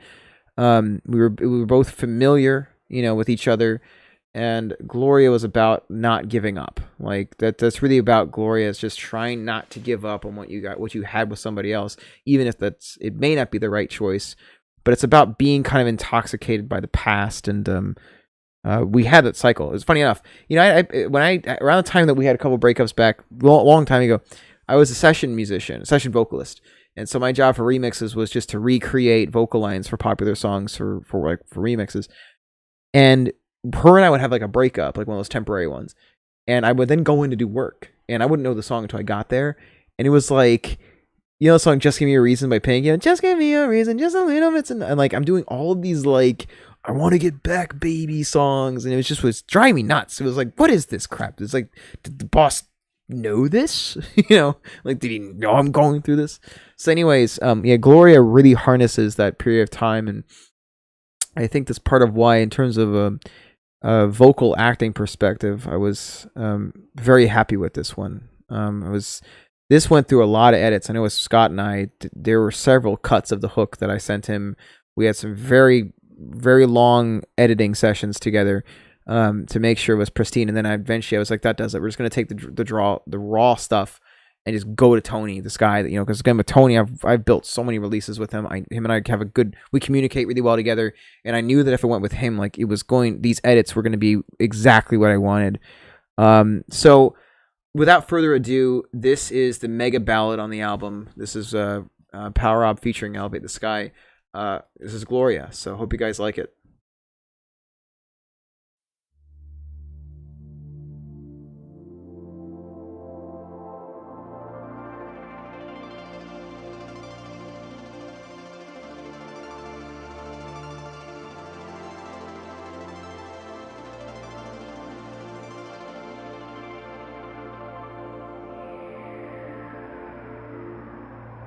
Midnight, I hear what whispering meant to be another life from so long ago. Another late night, another memory. It takes time to suffer vividly the ways of life that I used to know. And I can't stop thinking of nights we made here so long ago. And I just remember that last December. Gloria, our love will find a way for us. When the lights down, baby, won't you? Gloria, can't you see we're getting dangerous? When we can't stop for bacon. No, we can't stop for bacon. Sometimes I hear her speak to me like paradise. She seems so sweet to me, another life from so long ago. And now we take time, seeking ecstasy, another vibe. What was meant to be another fight that we can't control. And I can't stop thinking of nights we made here so long ago. And I just remember that last December. Gloria, our love will find a way for us.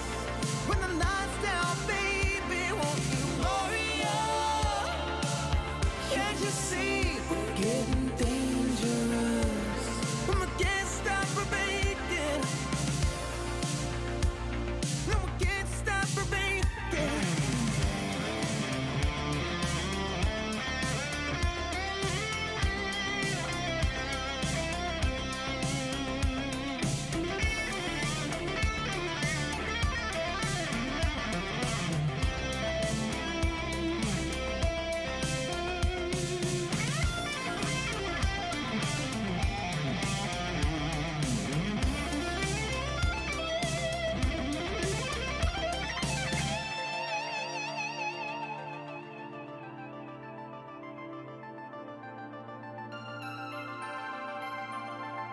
And I can't stop thinking of nights we made here so long ago.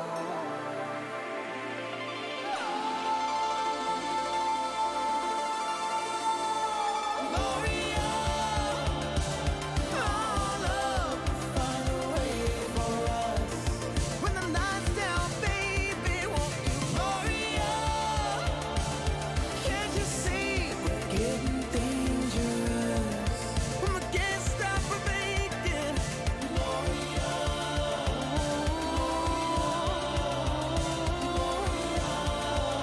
when the lights down, baby. Gloria, oh yeah. When the lights down, baby. Gloria,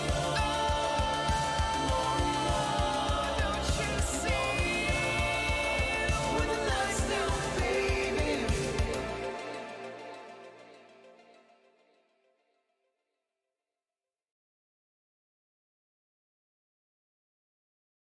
All right. That was Gloria, one of the all-time favorite ballads I have been a part of. Well, you killed it too, man. Would have been possible without your music, dude. Definitely inventing this stuff of the albums I've been on in the past. Is certainly my favorite ballads. Very immensely proud of it. Darth Spanky can attest to this.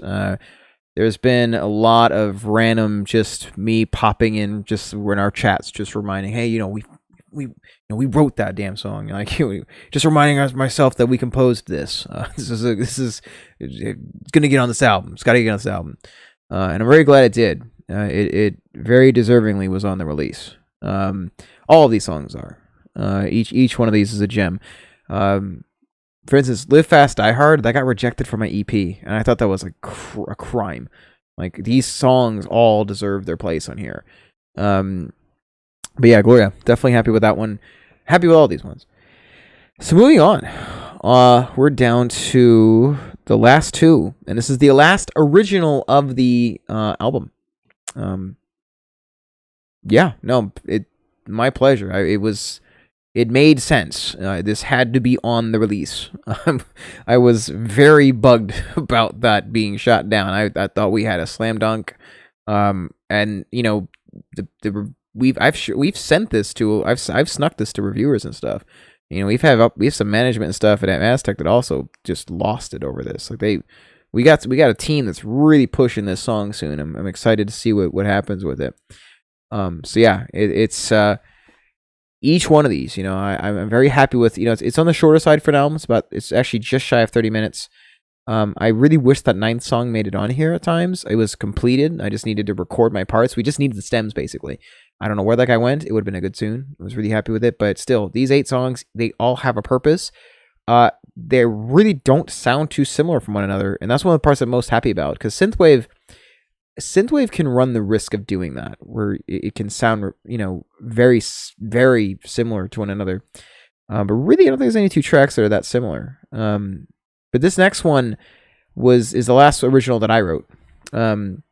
This is a song that I was initially writing for Thrill Killer, and it just wasn't hitting right. The guitar player we were using at the time, he was the guy that was translating the ideas I'd write, and it just wasn't working. Like I wanted something that's gonna have like an intense like dance beat to it, and he was kind of making it more like kind of just almost like kind of generic rock, and I just knew that it needed to be done in this fashion. So during the pandemic, I took the idea, and after I got signed to Aztec, I started composing this. Actually, funny enough, being the first Power Up song, actually, I sent this as a demo, and they were like okay with it, but then they wanted it more developed. And so around that time, I wrote Runaway, and I kind of let this stay in the vault, but I wanted it to see the light of day, and so I wrote melodies and stuff to it. And again, like a lot of the ones I'm really happy with, they got initially shot down, and I was steadfast, and I decided to get notes. And so we tweaked things here and there, but nothing really fundamental. Like, this is pretty much what I wanted. Tony obviously took the MIDIs that I composed and then used the patches that I used for them, and then used this as kind of a guideline. So without further ado, this is the last original off of my release, and then we're going to do the cover for the finale here. This is a song called Lose Control.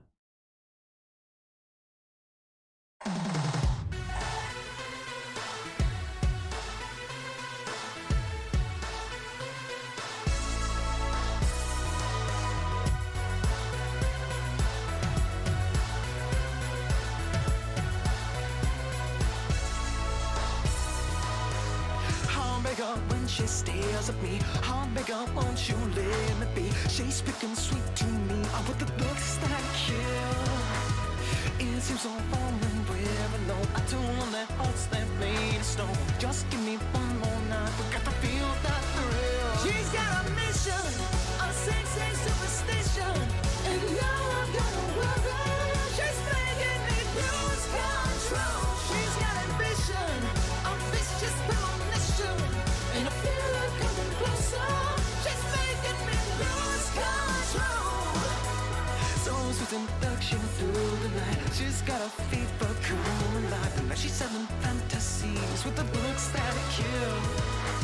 I hear my heartbeat call to me. She's so infectious, can't you see? I feel it from my fingertips. She's got a hold on me. She's got a mission, a sexy superstition, and now I'm gonna worry. She's making me lose control. She's got ambition, a vicious premonition, and I feel her coming closer.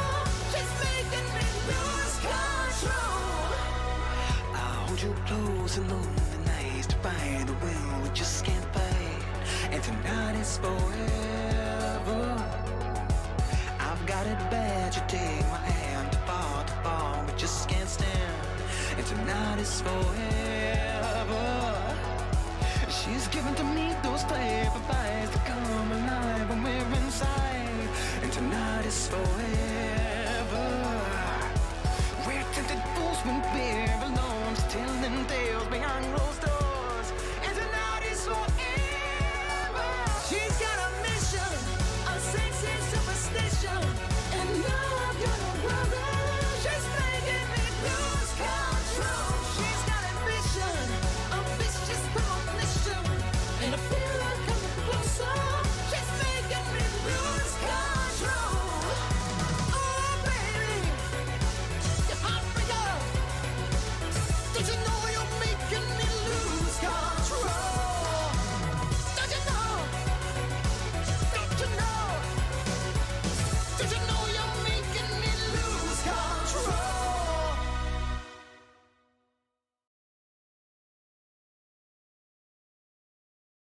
All right. That was Lose Control, the, well, technically the very first Power Rob song. Very happy that made it on the release as well. To be honest, with enough negotiating and whatnot, I managed to get pretty much everything I wrote. Well, there's like 2 songs that didn't make my releases. One was a collaboration and one was an original. But I admit, the original I wrote, it needed a little more time to be fleshed out. That's actually probably going to become a Thrill Killer song. But yeah, that's Lose Control. There's some fun vocal stuff going on, especially in the hook. Tony actually was a little apprehensive about the idea I had in the hook, but eventually after me laying it down, I think he started hearing what I was doing there. When I first laid it down, I tried singing the whole thing in full voice, but I felt that the now I'm gonna wear it, that part there, doing it in full voice, I felt it got a little too belty, or like almost like too metal, like too, Bruce Dickinson. And I wanted it to kind of stick to pop. And so it's one of the rare opportunities where I actually flip into falsetto for a brief moment. Falsetto is sometimes when you're building up to like a crescendo with your voice, if you tactically use it at the right moment, it actually can soften things really nice. Almost like and I hate to say it sometimes, but almost like a Justin Timberlake kind of thing, where like it tricks the ear into thinking you're about to hit this big belty section, but you chill for a second with a nice harmony. And that made that hook one of the more unique ones, just at least in a vocal technical sense. It really just what it needed, I felt, for Lose Control. So anyways, this last one's is interesting because there was a few edits that I was not necessarily too thrilled with in regards to my my Careless Whisper cover. This is one of the reasons why I didn't paste the vocals on, or have Tony paste the vocals on Careless Whisper. And so there actually are a few things that got nudged around I was not really too happy with. But I'm so proud of the cover. However, thankfully with I Was Born to Love You, this is pretty much exactly what I wanted. So this is a Queen cover. I picked Queen because that's actually why I got signed by Aztec. They heard me do my Save Me cover. And I wanted to. They want we had to get a cover done. So I thought, okay, let's just do Queen then. You guys wanted me to do Queen stuff. So this is actually one of the not quite as covered songs by Queen. I think it's a combination of things. One, I think Freddie's vocals in this they're pretty intense. He definitely sings a lot of stuff up in his break or his bridge area. And it's pretty unrelenting. There's also some pretty fancy melismas and stuff in this. So it's a fun challenge. Second, it was actually a Freddie Mercury solo song that eventually got adopted for Queen during their posthumous album, Made in Heaven. So, anyways, this was a collaboration with Lulva. I think that's how you pronounce that. He's from Spain. Very nice guy. Very talented engineer. And we collaborated on this via email using Google Translate. So, without further ado, this is the finale of the album. This is a cover of Queen's I Was Born to Love You. And let's go pull it up right now. Here we go.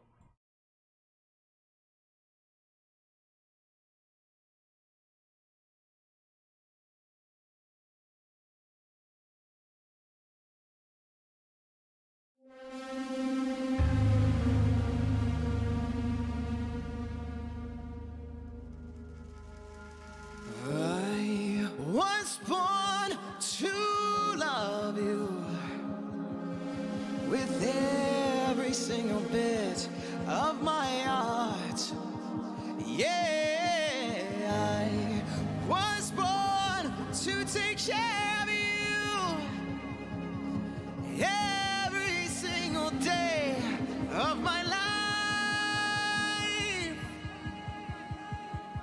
You are the one for me, I am the man for you. You were made for me, you're my ecstasy. If I was given every opportunity, I'd kill for your love. So take a chance with me, let me romance with you. I'm caught in a dream and my dreams come true. So hard to believe this has happened to me. An amazing feeling coming through. I was born to love you with every single bit of my heart. Yeah, I was born to take care of you, every single day of my life. I wanna love you. I love every little thing about you. I wanna love you, love you, love you. Born to love you, born to love you. Yes, I was born to love you. Born to love you, born to love you every single day, day of my life.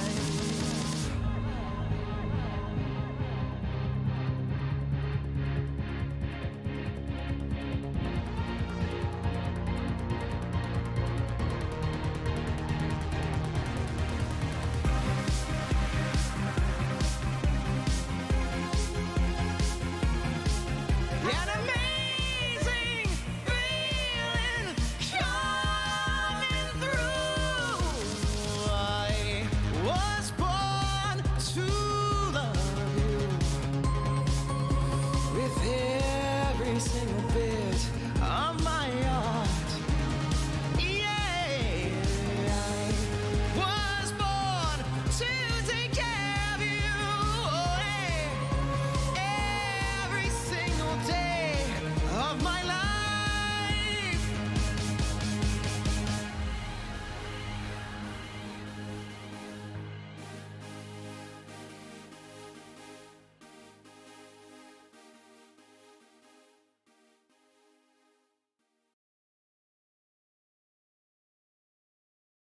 All right. So yeah, guys, that's Monsterman. Thanks so much for sticking around. And again, big thanks to the guys who helped make this release possible.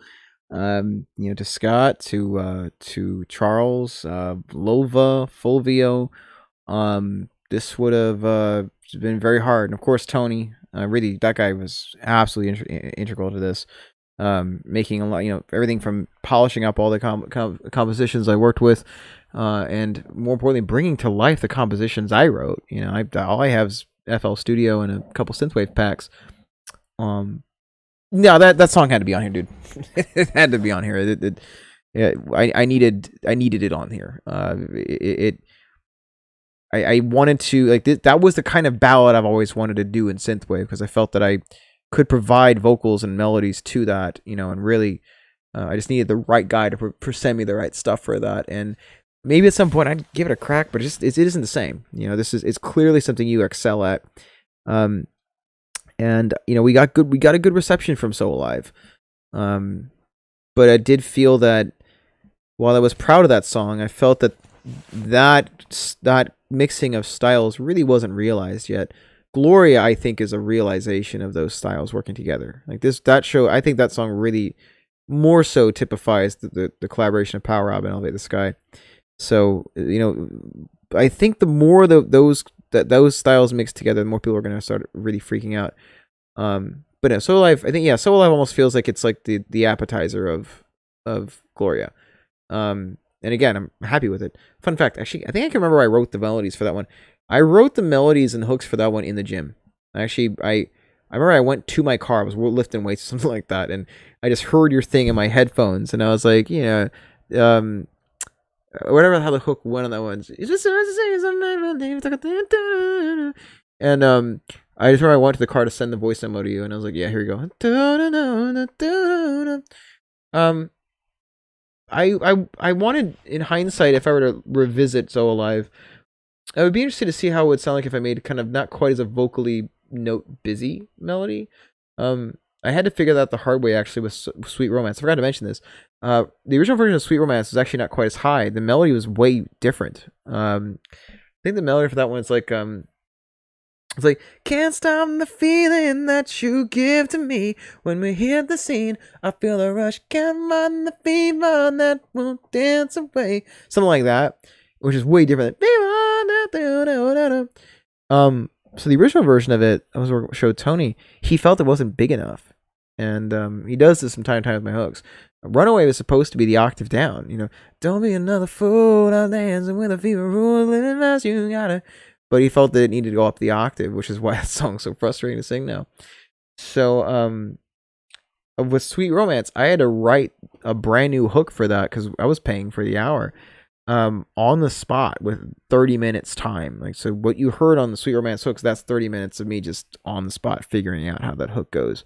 I usually had one more time, but admittedly, I don't think he may know this, but I write a lot of my stuff, something like the final touches to some of those melodies on the way to his studio. It's just been something that's been easy. Like I can just hear in a song where the notes kind of should be and try to pull them out and then apply the right syllables to them, and just boom, we have our hook. But yeah, no, there's a bunch of Megatronic songs where like key parts were on the way there. But yeah, I was after doing Sweet Romance, it kind of opened up my understanding of hook writing even further, because I usually when someone asks me to change a hook, which is thankfully on the rarer side of things, usually I'm like, it's just what the song told me, like this is what it should be. But after Sweet Romance, like doing as well as it did, I would be curious, like if I were to really get in there with Sweet Romance or with So Alive, I wonder if I could just kind of chill and maybe make a not quite as dense melody part there. But I'm still happy with it. But yeah, Gloria, I'm glad we actually had times. We had time on that one, because remember, I almost felt horrified when I realized that the hook was it repeated the words too much. And I was like in the shower or something like that, and it hit me. I was like, we can't have it repeat this part. It must be something new. It must be something more interesting, and it must change the vibe here, because I want this hook to be impossible to forget. And I think by repeating the phrase too often on the main hook, we got to find something else. And so that's when I wrote the We're Getting Dangerous part. And I was very lucky, because there's been songs like that where like later after the fact, like for instance Runaway, verse 1 was like, she's just 17, a killer queen, she's on the town with no care around. The part, her mama said never walk, I actually, after doing it live, I wanted to add the word but, B-U-T. So like if you add that, check out what happens to the rhythm. It's like she's just 17, a killer queen, she's on the town with no care around. But her mama said never walk with the dog when you flirt with the fire, when you flirt with the law. It needed that. Like, it was still, I'm happy with it, but like that cool. But her mama said never walk with the dog. Like, like every time you hear stuff like that. So like with We're Getting Dangerous, it was like, I caught it before it was too late. And it was like, no, we gotta get it. We're getting dangerous. I got another take of it. I'd like to get like the Stan Bush thing, we're getting dangerous. He does like that kind of sound with his voice, but what I did there works quite well. But it was like one of the two choices. Like, do we do Stan Bush? We're getting dangerous, or do what I did there? But what I did there, I was happy with. But I need time. Like after this listening party with you guys, I'm probably not going to listen to the album for a while, just so my ears can have time to reset, because I'm going to hear things every time I listen back to Monsterman. But now Aztec are apparently throwing their weight behind this one, so we're going to see what playlists we make it on. Also, a new milestone on my Spotify. Usually my covers are what like dominate plays, because that's just how covers are. Covers are kind of like you advertising your stuff by playing other people's stuff to make them listen to your original stuff. This is the first pair of weeks where my cover is no longer the most played song on my catalog. It's Love Ain't Good Enough, and it ain't close anymore. Love Ain't Good Enough, I don't know what happened. Love Ain't Good Enough, skyrocketing, and it's like the Jack Nicholson Joker, where it's like, wait till they get a load of me. That's how I feel with all the rest of the songs. It's like, okay, wait till they get a load of all the other songs too. Like, they're gonna lose their minds. In fact, Funky Panda, that's a big YouTube channel. They apparently Aztec sends them a lot of songs, and they don't. It's very hard for them to get accepted. They took Sweet Romance, and they needed it. They wanted it licensed and everything for their channel. And it's funny because I got told about that. I'm like, what kind of channel is it? And like, oh, it's like you like doing a lot of funk stuff, and I was like, Monsterman ain't out yet. Like Monsterman, Lose Control. You want that funk in there? I'm happy with Zero Romance, but I didn't. I did not set out to make a funk song with that one. Let's see if we can get those monster jams, in their faces. So I'm very curious to see what Funky Panda does when they hear me actually trying some funk. And for what it's worth, maybe I should send them San Francisco Moto while I'm at it. Who knows? But anyways, yeah, that's it, everybody. That is my very first full length album. At some point, it'd be interesting to make if I get a physical release for Monsterman, just because it's 8 songs, I might petition to make it like a special edition where you can get the record and it has the EP together, like making it like an 11-song album. But that I haven't begun that discussion yet. But to be honest, I would make it just the 2 originals. Or as a writer, as a writer, I would just throw Runaway on there. Like, I'm happy with Strong. I am. But I want Power Rob to be all songs that I had a hand in because it's Power Rob. But again, Strong is a good tune. I just personal preference would be unless it's a cover that I signed on for, I want to have written on it. Like even if it's writing the melodies, the vocals, or both music and lyrics. But at the end of the day, yeah, if we can just put them all together, that'd be nice. Or maybe do an updated version of Careless Whisper where I can nudge the vocals back where they need to be. I think I'm the only guy that notices because apparently everyone loves it. But that's happened a few times with a couple artists I've worked with where like the vocals will be nudged and I can hear it and they can't hear it. And then the song gets like tons of plays and it's like the worst feeling because it's not what I recorded. It's been just nudged. There was one guy I collaborated with where like the edits were getting to the point where like I just was giving up. I was like, you know what, just do what you want with the song, man. Good luck. And then later he hits me up months later. Hey man, just checking in. Just wanting you to know our song hit 200,000 plays on Spotify. I'm like, wait, what? The one with back in mind, the one with the wrong edits. Like I'm nudged a little off, and so I had to put a hard rule on that one where, my vocals have to go through Tony because I know he'll figure out whatever the heck's happening on my vocals. Like we discovered, a couple of songs with them before.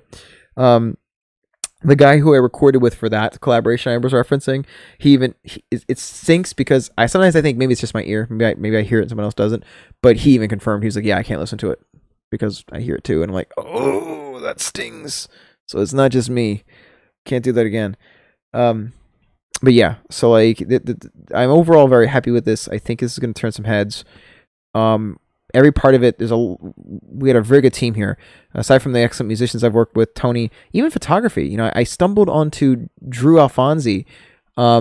He's a photographer in the area who coincidentally has a tricked out black with red trim IROC Z in great condition. And he loves shooting synthwave photos. And he has a lighting guy I'm friends with, Aris.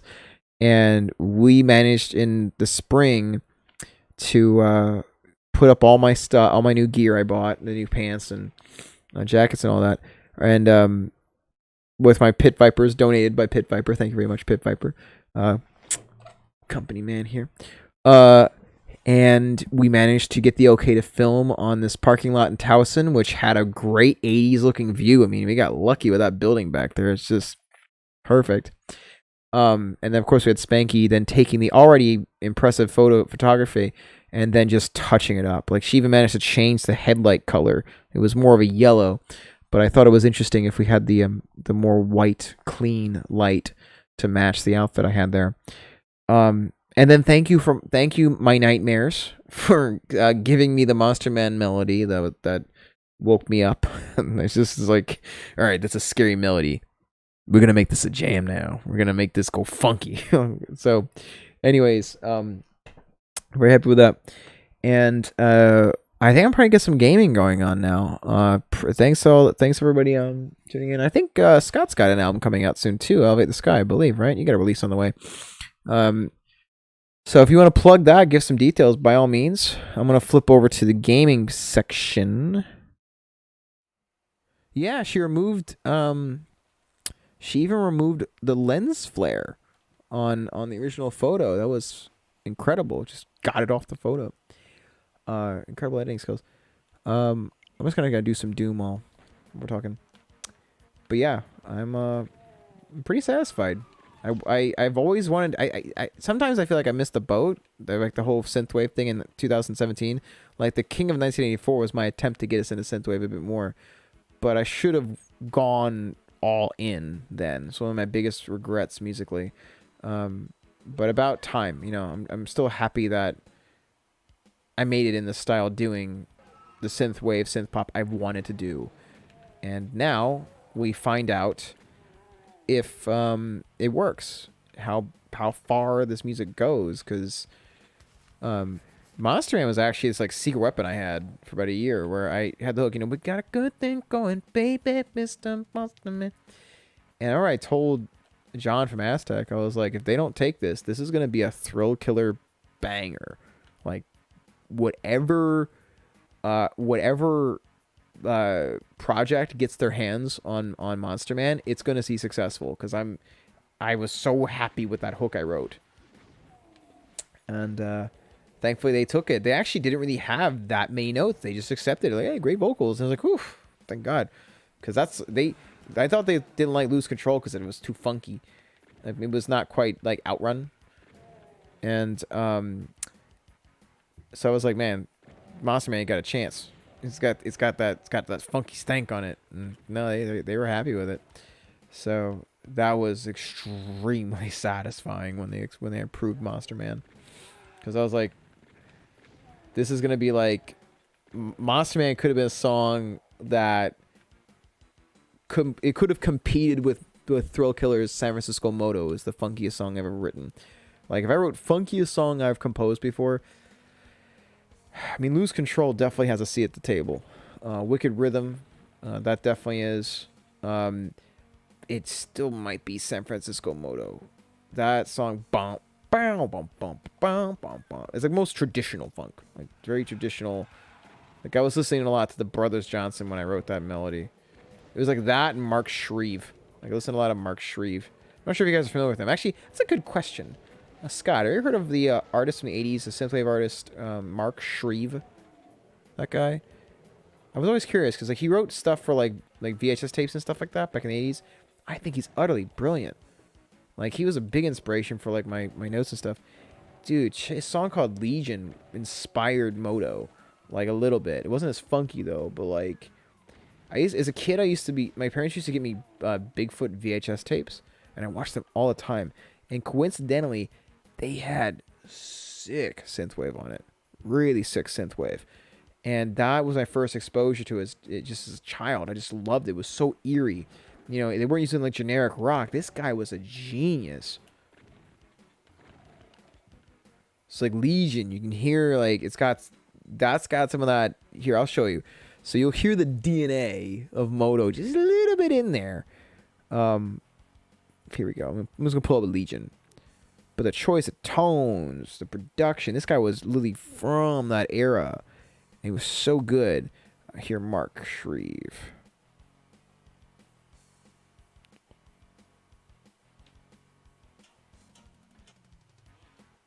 Is this one?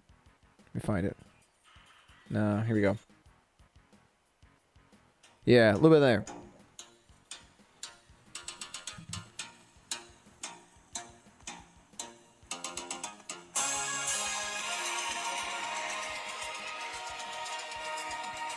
So the bridge is literally, you know, because Moto's dum dum dum bum bum bum bum bum bum.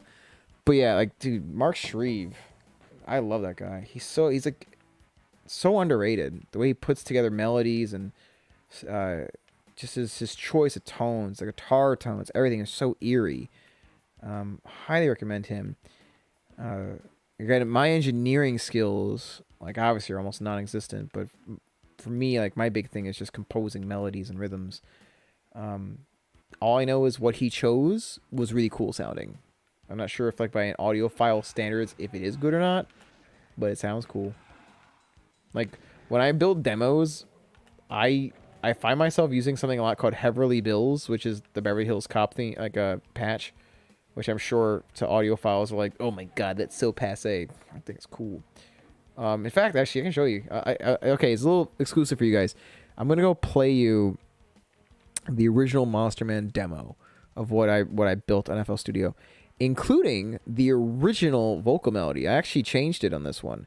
Here, TK Bass is the nickname of it. TK Bass. This one?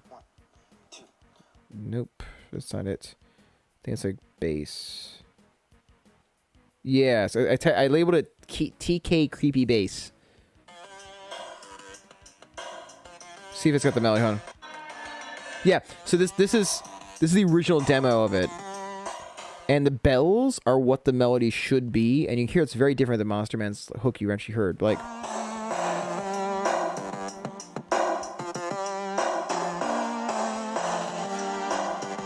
there's Beverly Hills Cop.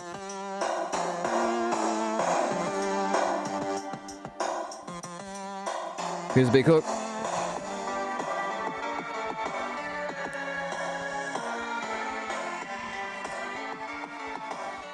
But you'll hear in a second the original melody. I like what I decided upon, but this is the original, like what it's supposed to be. Here. Here's a melody.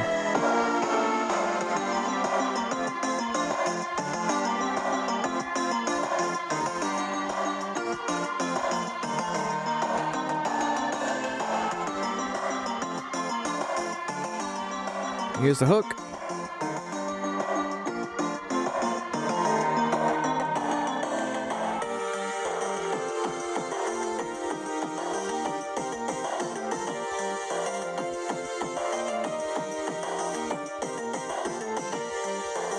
I think a lot more smooth in this version of, you know?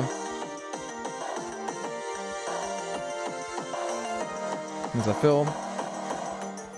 But yeah, so those are the few where I was like, I just don't know. Not quite as hooky as we got a good thing going. But anyways, that's what one of my demos sounds like. This is about the extent I have. It's not nearly as polished. So that's why for some of the more big ones, like the mega ballads and stuff, I was like, now I go to Tony to make those ideas sound really cool, but I need someone who's experienced in the field.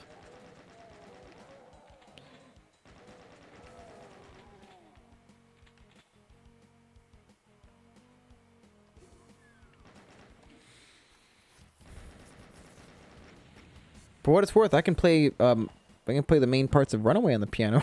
I can do that at least.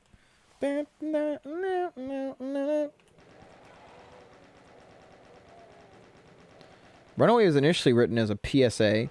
I got contacted where they were like, this one the girl was like, hey, I want to put together like public service announcements for like wearing masks and stuff. And I was like, yeah, sure. I was like, you know, I'm all about that. And I originally was like, okay, they wanted to make a hall, like a Miami Vice kind of like end credits kind of song. And so I decided, I was like, okay, let's go think of the catchiest chords I can think of. And so I just eyeballing it on FL Studio. I built, you know, but actually I have the demo. So you hear how I built that. I think it's called Catchy. Yes. So this is the original Runaway demo. Just you can hear just the there's no vocals on this, but like I built this initially to be a PSA for wearing masks. It was like, don't be another fool, an exception to something rule or something like that. And I sent the little thing to my little jingle to Laura, and she liked it. And I was like, really?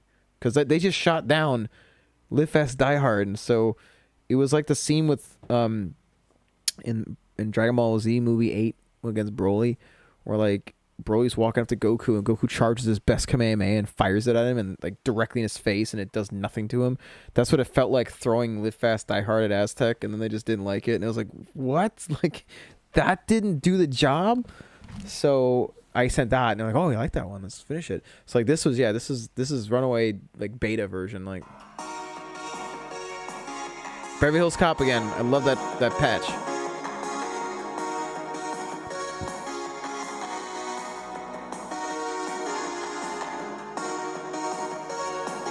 I can play that part. I can do that at least. Stay alive. The bass in the original was actually more busy. You'll hear, like, I was a little more liberal with this part. Like,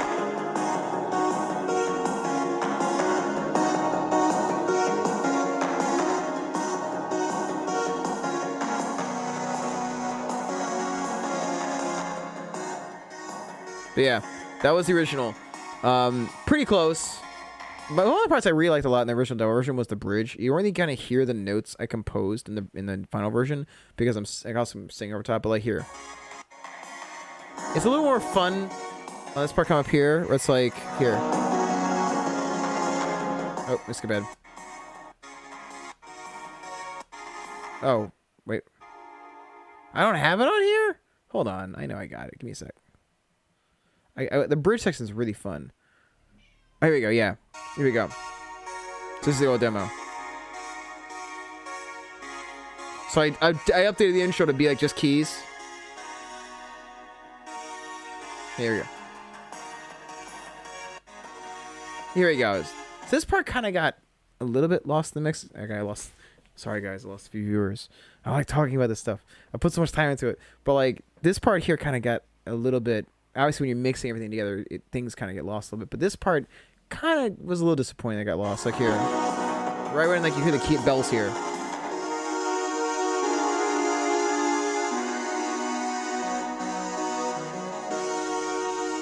You need that low fill. Dun, dun, dun.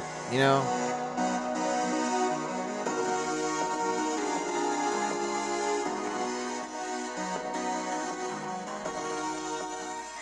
Anyways, I just really wanted that to be there, and it wasn't quite as noticeable. Like, bam, bam, dum, dum, dum, dum, dum, boom, boom, boom. But I'm still happy with it. But anyways, you're the first, like, producer, like, guy that actually is really good at that stuff, that has heard my demos. Because usually I'm like, I don't want to show it to any of the producer guys. But that's basically what I bring to Tony. And he then adds production to it. And then we get a mix.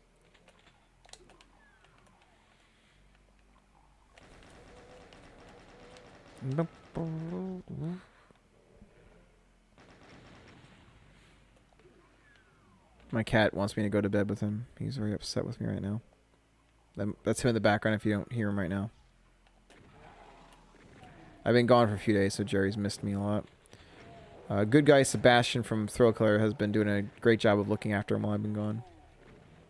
Change sunglasses. Is there a particular color you're looking for? What color are you looking for? I got most with me right now. Pick one. I cannot grab... so you want blue? That's easy. Matches my outfit, actually.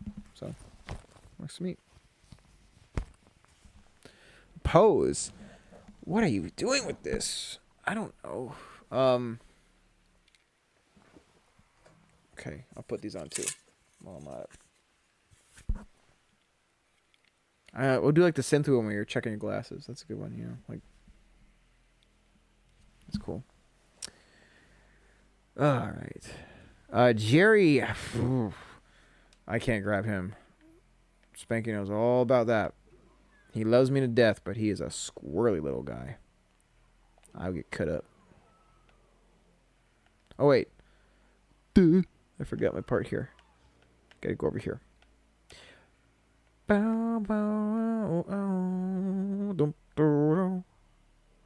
Hydrate. I can do hydrate, yeah. Oh, I already did this. Wow, so Terrell, I'm paying attention. I was going to say, I always asked you about that today, dude. So, do you have an idea of when We Are the Dreamers is coming out? I've lost a bunch of weight since then, so I'm tempted just to, like, if you're going to take long enough, I might just, like, re-record myself. I was when I was stuck at my parents' house looking after Dad. So, yeah. If you get, like, a massive road bump and there's time for that, I would totally redo a lot of that. I'm, like, just a lot more lean now.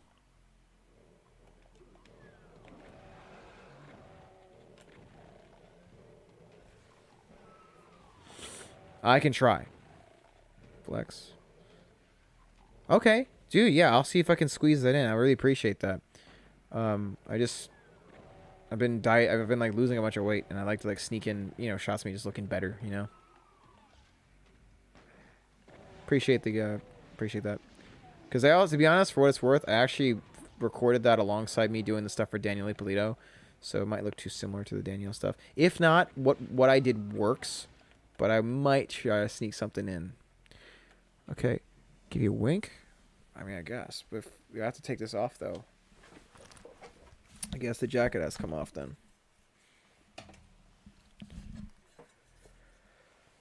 Don't want to make... I can imagine what you're doing is probably a gigantic headache, working with a bunch of different musicians, much like the headache I'm going to be walking into with Here in Aid We're Stars, but it's got to get done. So I'm not going to try to make your life any more difficult than it has to be, but personally, yeah, if I could... there you go. If I have to... I'll try to be clandestine and get you some better stuff later. But anyways, yeah. All right, I think we're good here. Cool. All right, cool. You get your flex. Oh, Amateur Doom plays. Hey, thanks so much for subscribing, man. All right, cool. Thanks for joining the stream, man. Awkward time to flex. I think this guy's here for Doom. Give me a sec.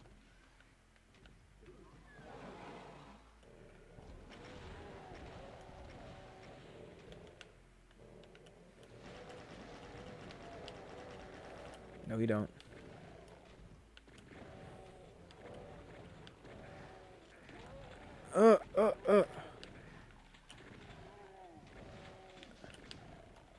Don't die on stream in front of the Doom guy.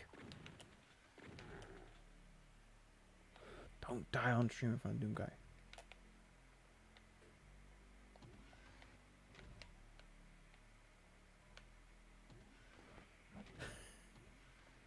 Why is he judging me for that? Hey, I got sunglasses on, man. You gotta give me a break. Cut me some slack. I also have a controller that's drifting right now randomly. Cut me some slack, Doom guy.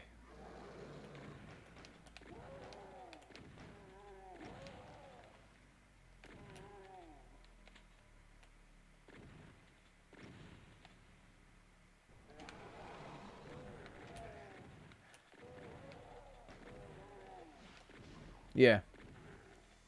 Switch controller. It's... For some reason, the Pro Controller has been drifting a lot. I showed in some earlier streams where it was happening, where like I would do 360s and not touch the controller. So give me a break, buddy. He's talking about like, you should be using mouse and keyboard. I know, but I like it this way.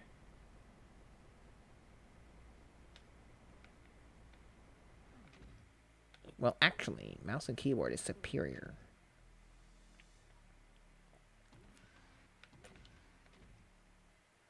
Yeah, I know it's a big problem.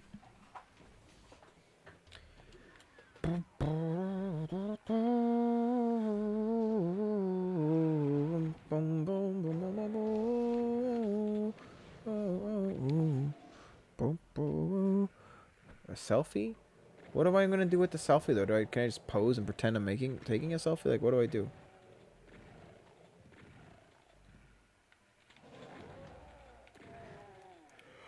How do I do that? But what? Yes. Why? Let me wipe these guys out. Oh, you sure there's people there. All right, fine. I'll do selfie.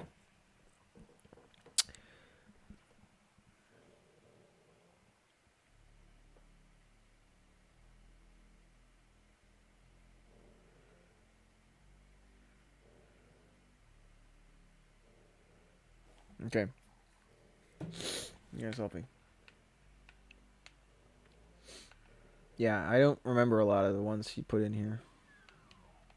I was busy. I think I was playing Mario Kart when she showed me them.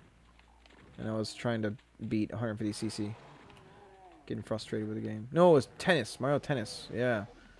The game like got really cheap all of a sudden. I was fighting Bowser.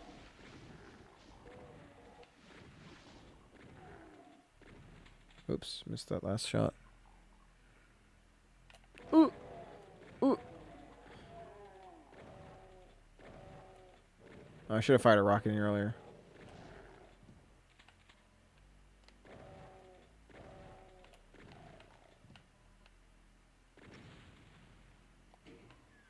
tear it up. Tear what up?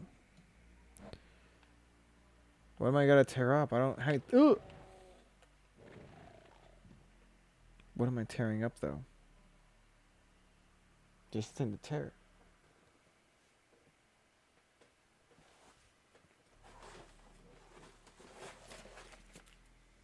No. That's the Space Kumite script. I can't tear that up.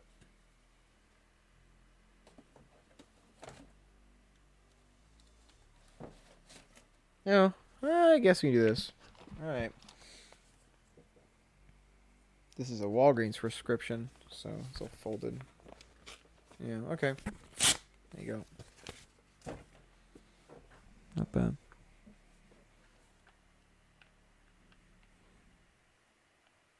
I gotta figure out what I'm gonna say in my voice.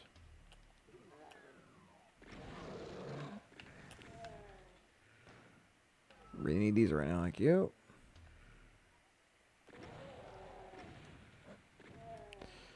Well,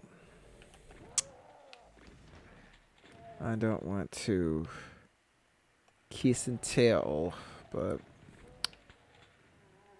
alright. That is up to the liberty of the person I am referencing.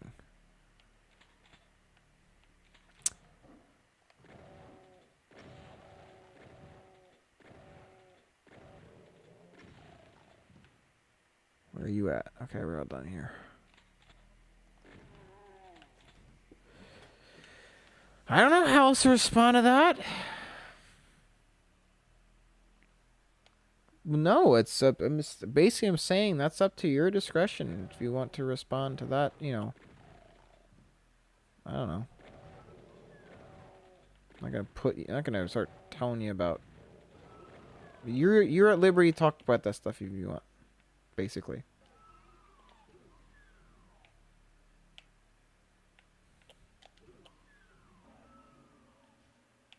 I'm a nice guy. I would be into that stuff. I'm too polite. You know? Yeah, but like, I don't know. I don't want to be like... I feel like that's rude.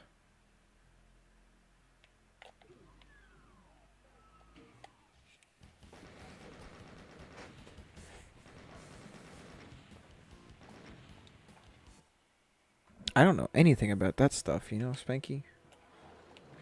I'm all about talking about waifus and like how, you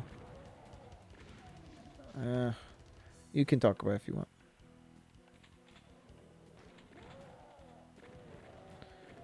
I don't even know what they're talking about. I'm all about saying and doing, you know, the stuff others tell me to do in streams and being super sweet and stuff. Like, I don't do anything about that. It's all about making sure my waifu likes me. That's exactly how I am. I'm not being facetious at all. What the? My screen's went black. Damn it.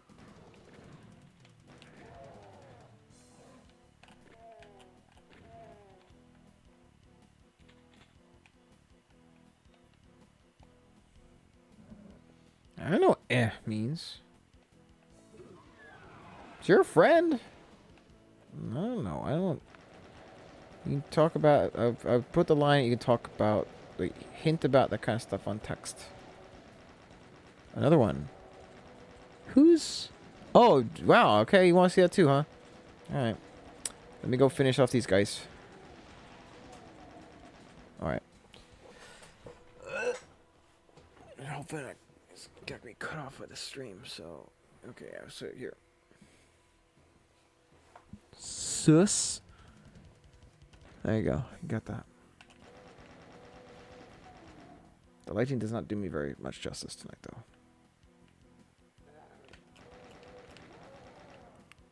though. Hey, thanks for following. Are these both your accounts?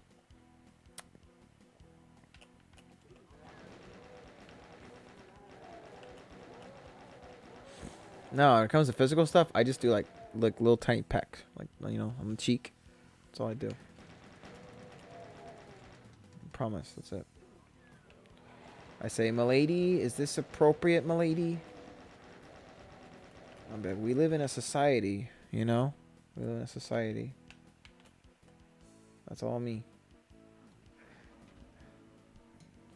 Yeah. Switch. With a sort of messed up Switch controller. But yeah. It's convenient.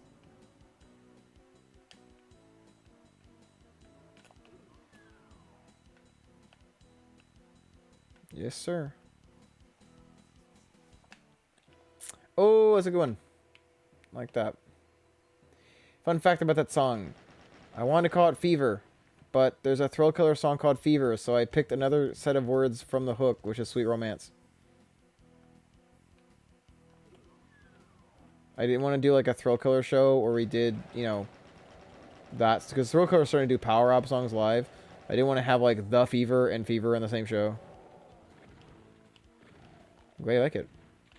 I'm always going to be more appreciative of people that like the ones that I composed lyrics and music for. Even though I'm proud of all my songs even though I just did the lyrics on it. But yeah, that was one of the ones. They wanted a catchy outrun song. So that's why I got them.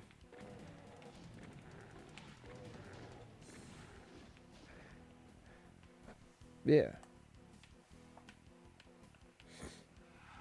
I do like a little peck and like tee hee hee. Now it's time for bed. Like that was spicy. Good. I wrote that hook with like, oh, did you miss the album? Did you miss the release we did here? The listening party we just did? We listened to all the tracks on my album. There's a song called Gloria that I would be very curious about your opinion on. Alright, cool. Well, a couple songs.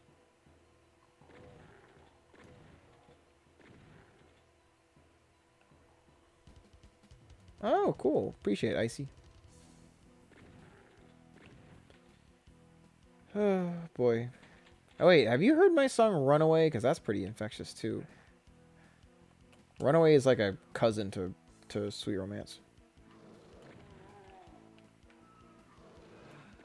You're 17, I'll kill a queen. All the time. Oh, good. Yeah, because Runaway is not on the album. It came out before Sweet Romance. It's on my first EP. Dang it. You also, there's a bunch of Thrill Killer that I wrote music and lyrics for, too. If you got into those hooks. I'm all about hooks.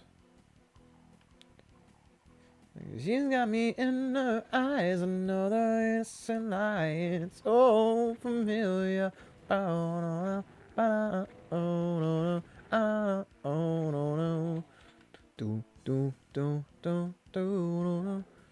Wicked Rhythm's fun. Lie awake alone at night, I feel the for that I despise on me. Okay. Oh, I think we're done. Did I get the... I forgot if I got that switch or not. I did.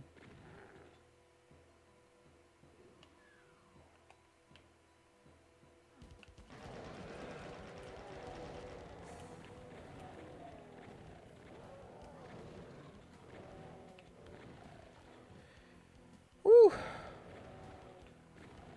So do you know Spanky in real life, Icy? How did you meet Spanky?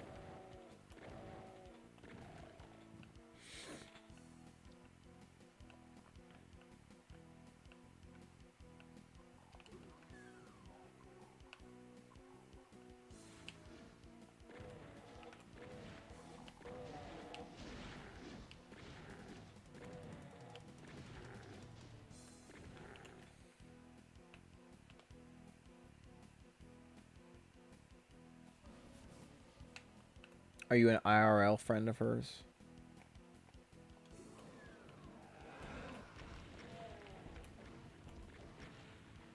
Oh, cool.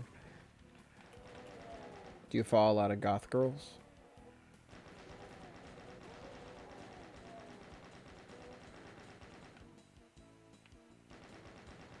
Or was it because you saw her sick doom kills on Twitter? Was that what it was? Wait, didn't you rat me out when we had that Minecraft dual stream? You were like letting them know about my traps. Were you that person? You like exposed the funny things I was doing. Oh yeah, that one. That was so fun though.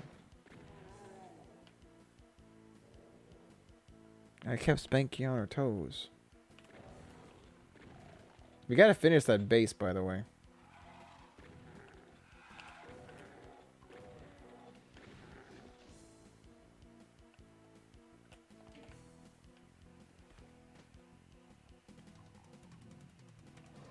And then keep you on your toes.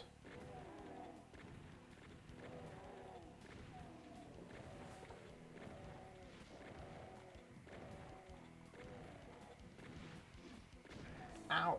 I looked over the screen for 1 second to see the chat.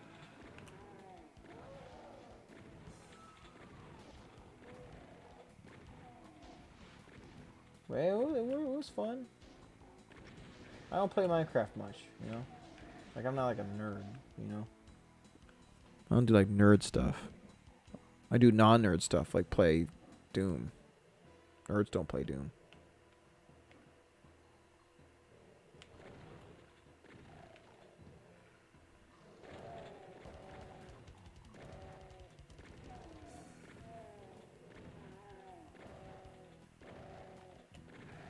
Ow! My screen just went black again.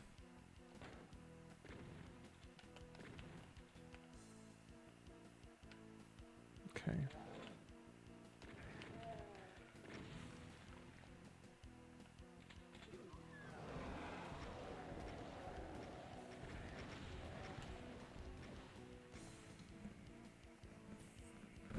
Yeah, it was a good time.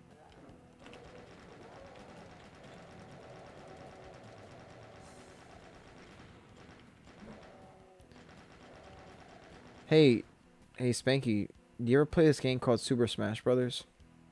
I have it on Switch. I think you do too. Did you want to play? I just got it. I'm trying to get the hang of it. Ow.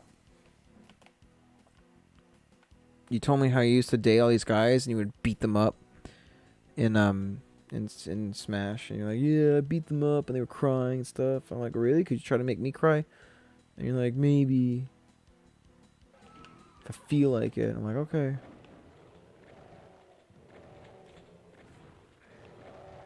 I scratched my hand for 1 second.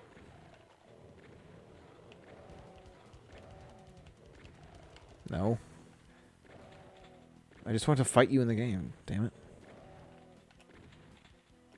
No, I want to see you attempt to do so. That's the trap. You had to make me explain it. You're very confident in your abilities against them. I want to see you give it a shot against me. You know?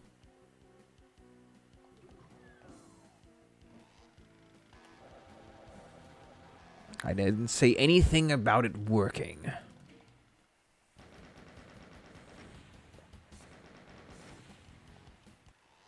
But feel free to try.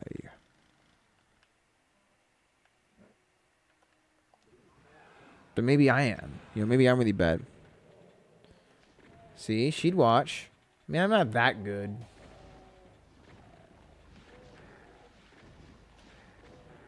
How about Duck Game? Duck Game's fun. Duck Game's not as competitive. You have Duck Game.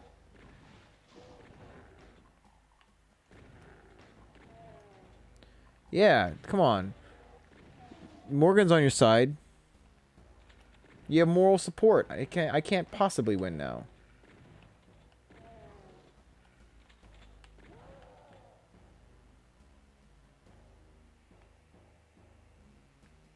It'll be fun.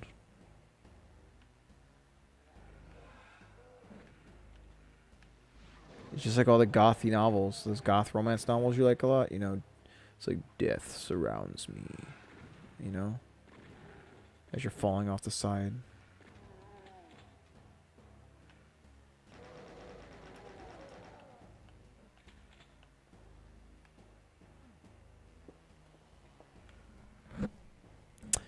For like the deep stuff, that's actually not so much the breathing to do that. You're using a thing up that's these things that sit above your vocal cords called the false folds, You can vibrate them with enough practice, and you can extend your range a lot lower. You access the false folds when you're tired. And so if you learn how to manipulate them, you actually can get a lot of low notes out of your voice you typically couldn't do. Like, I gotta warm up into it, but, like, it's really what gives me, like, if I were to go over my complete range, a lot of how I can push, like, beyond the 5th octave is because of low fry notes. It's not so much how high I can go. Like, my full range goes pretty high, but really it's about the fact that my low end can give me such a diversity of range that I gotta warm up, but, like, really get lower than that. And, like, once I start hitting the maxims, like, you're somewhere like the 0 octave piano or something like that. But if it's a little higher, you can use, like, the villain voices and stuff. I don't even know what to say, though. Attention, nerds. Whatever. I gotta warm up into it. Attention, nerds. Yeah, that's a good one.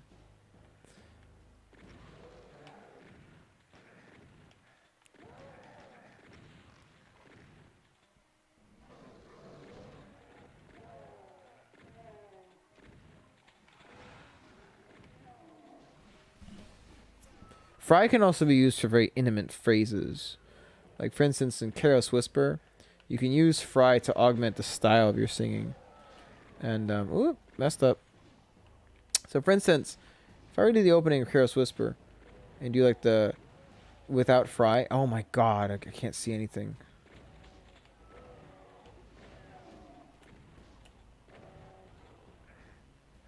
Oh my god. It's a terrible run. So the opening, if you do like the normal opening without using any effects on your voice, like I feel so it's like I feel so unsure. As it even the as, see the as there?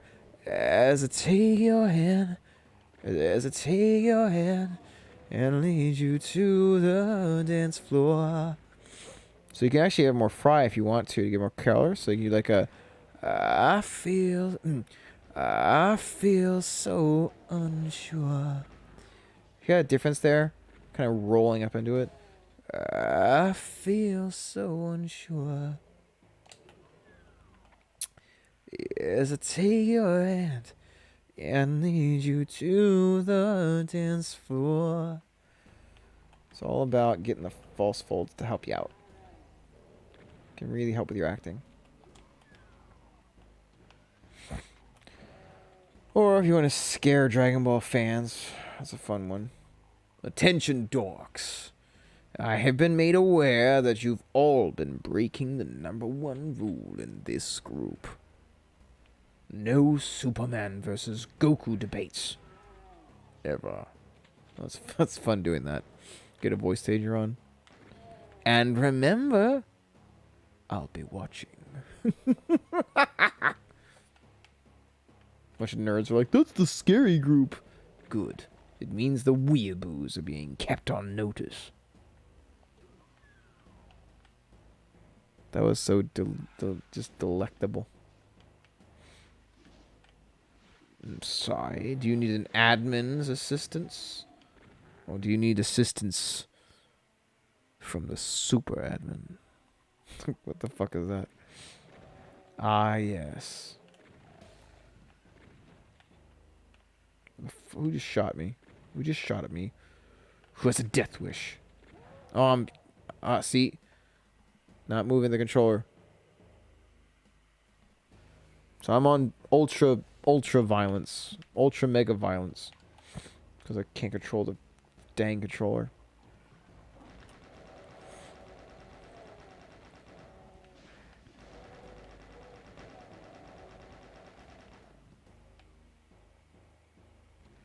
Oh, I mean, it's always fun to, like, pick a character like Vincent Price and be like, oh, yeah, I loved him when he was Batman. Because he's, like, a dark and spooky kind of actor. Oh, yeah, he was a really good Batman, yeah. He wasn't Batman. It's like, who's that guy that played Dr. Frankenfurter or whatever? There's like, oh, Tim Kirshner. Now you don't know if I got it wrong on purpose. Isn't it great? But Tim Curry. I always see that annoying meme where it's like, it's terrible. Yeah, Tim. I thought He's like, if I say Kirshner, it might be too heavy-handed, and I get it wrong deliberately. Um, so I see this meme all the time. It's like, you can judge a lot about someone based on their favorite movie with Tim Curry. And I respond with, oh, yeah, dude, I loved him in Batman. They always get mad at me. What? He was a Batman? Yeah, dude, he was Batman. He's like the dark feature guy. Yeah. Tim Curry totally was Batman.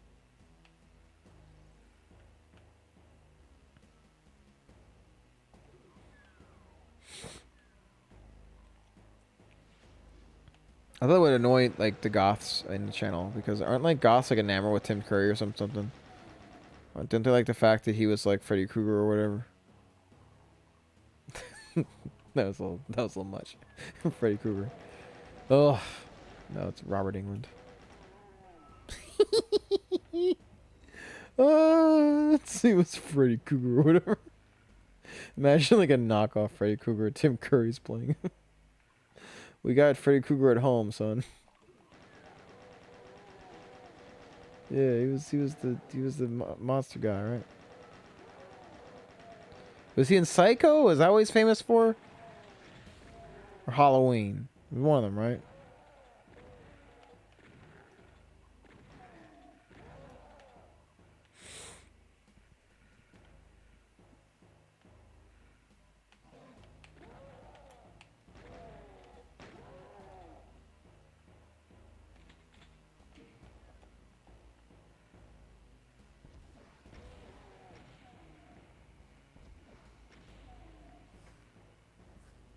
He's like the dark featured nerdy guy, right? Oh my god.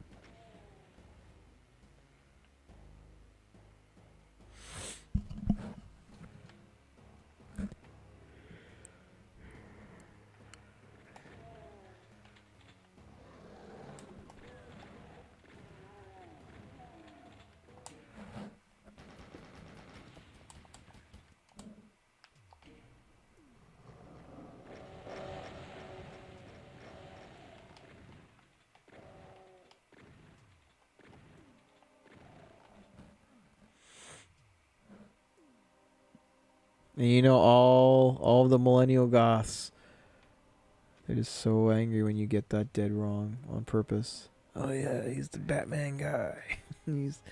he's the Batman guy. It's effectively like your mom calling all your games Mario. I like doing that now.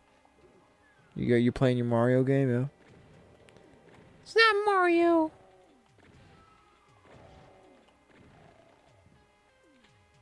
Watch someone, watch anime. Hey, yeah, you playing your cartoon? It's not a cartoon, it's an anime. It's like someone collecting. Actually, I collect Dragon Ball SH figure arts figures. That's like kind of like, oh yeah, like I should go in the figure arts groups I'm in and be like, yeah, man, I collect dolls too. Just watch one get mad. They're action figures. Or it's like someone getting angry and calling comic books graphic novels. Yeah. Oh yes, graphic novels. Please.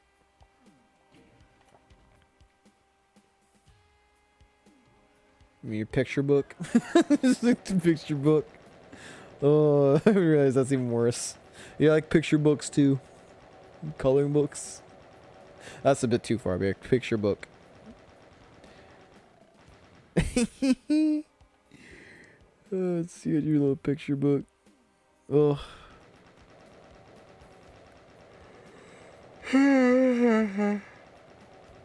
Bye-bye.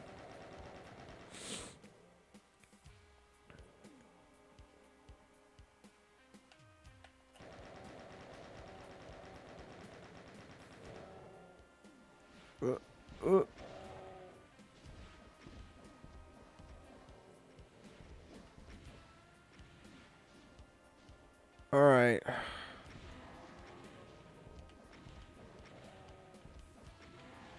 Dang, I'm gonna turn the heater on here. It's getting cold. Ugh.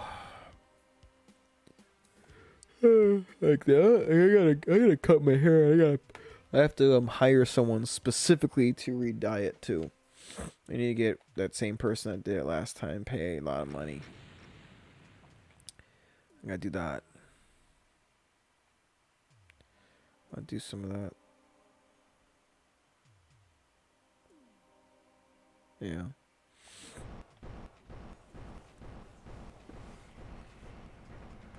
I know. I knew he'd say that. I'd rather burn a lot of my money. That's like me having a 7-Eleven up the street and I DoorDash it. I like spending money.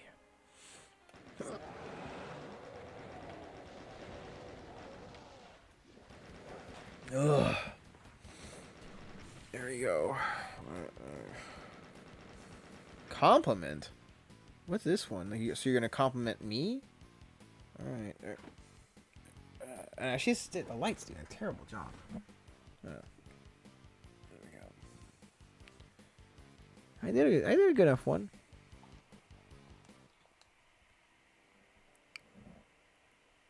Oh, look who's back. I guess I'd do like that one or something. I don't know. These lights are not doing me any favors, though. Hold on, let me switch it. Here we go. This should be a little better. Yeah, there we go. I am always nice to you. I pamper you with treats constantly.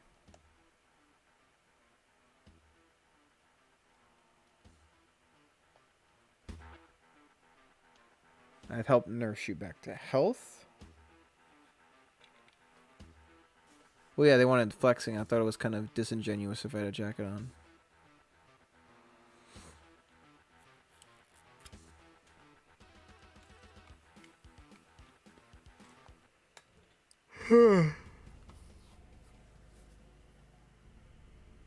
Ooh. Getting a little tired. I did not sleep much at all today.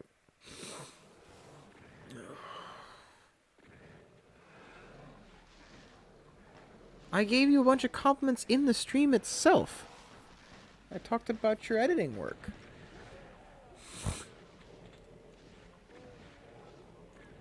I'll have to send you more hooky songs of mine that are even in the same realm as Sweet Romance. You have not heard the catalog. You're still missing several albums.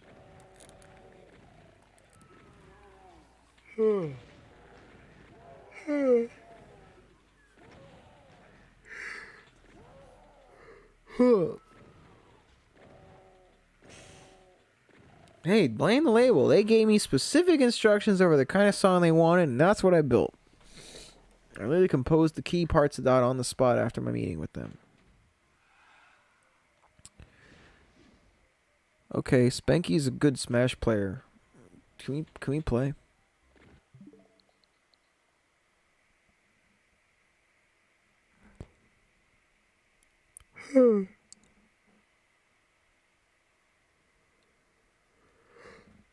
You beat up all your old boyfriends in it.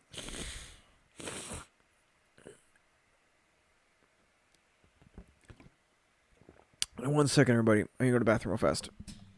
Be right back. One sec. Where's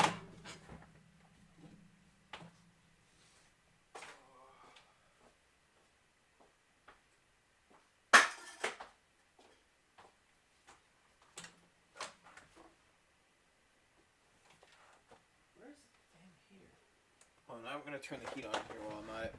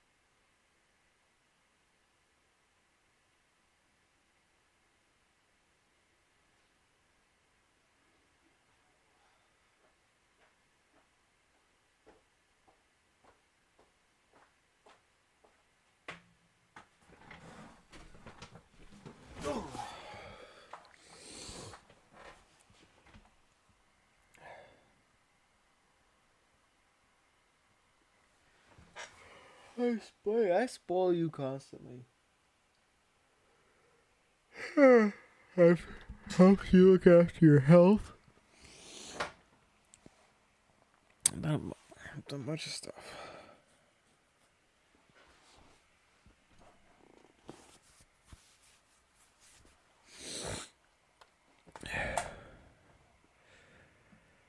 I've literally gotten you those. I brought you to like a top level freaking chocolate place. I've gotten you so much rare stuff. I brought you to H Mart. Oh, I want to go to H Mart. Now after I got my allergy test done, which is, let's see right here. They poked my arm. I'm sure you can see that. Like all that. Those are allergy shots they had to do. Basically they inject your arm a bunch and test out what you're allergic to. And apparently we're gonna double check with some blood work. I'm not allergic to dogs anymore, apparently. Also, I can have soy again. I don't know why, but I can. Want to play duck game?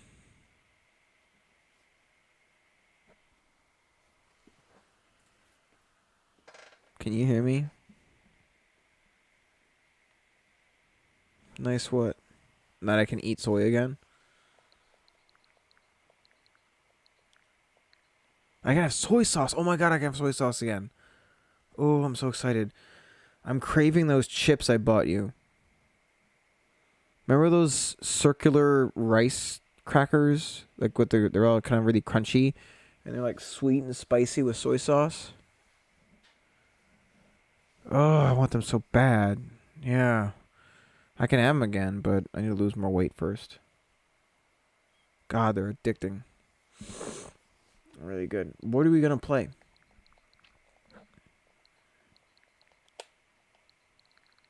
I got enough energy for like a little bit more of one game. Oh, I can't see. I'm getting too sleepy.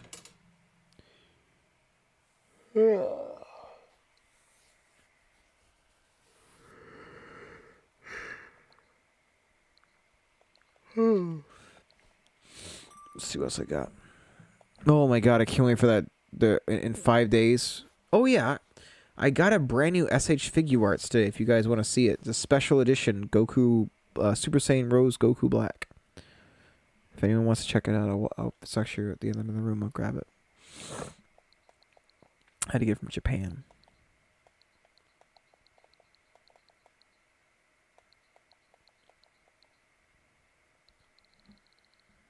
I don't know what to play, guys.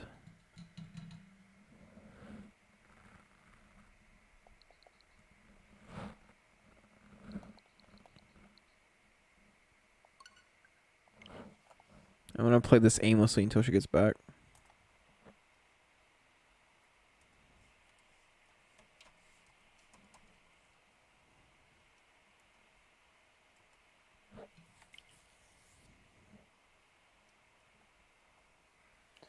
You know, if you guys are interested, I could do listening parties of my old releases.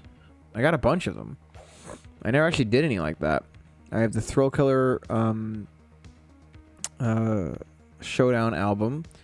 I have the San Francisco Moto EP. I have the Aries Rise album. Aries: A Time to Kill. And those are the main ones. There's other various like one-offs and stuff I've done. I could like a collaboration listening party, like all the collaborations I've been on. There's a lot we can do.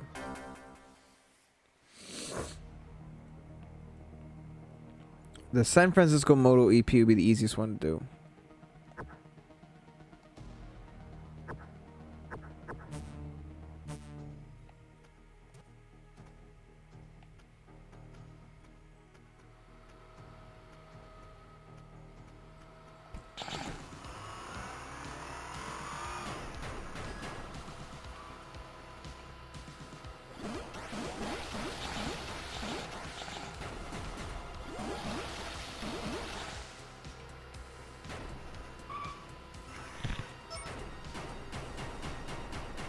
Where's a monster truck?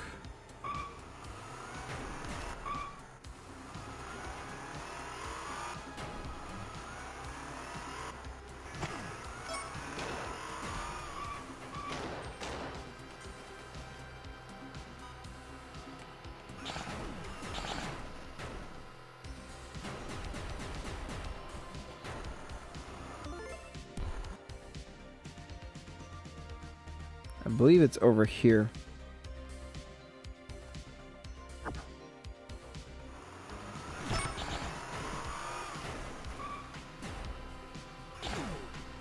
Icy, would you want to see more album listening parties? What do you think?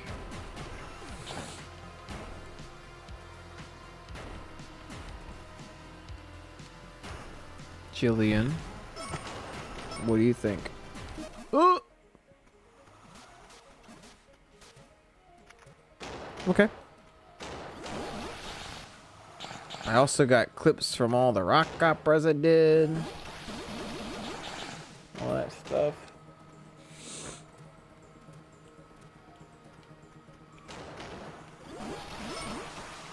Ow!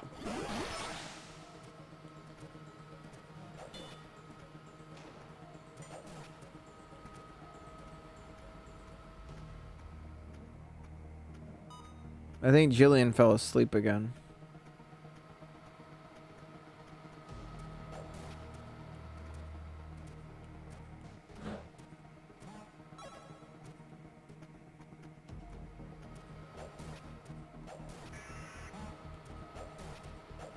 Where's the monster truck?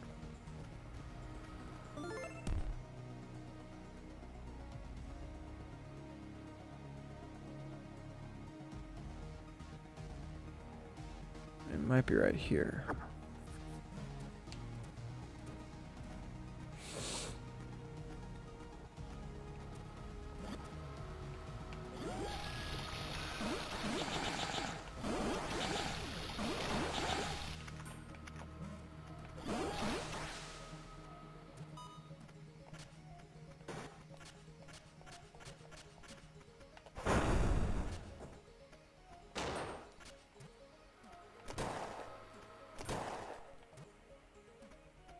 Alright, where is it?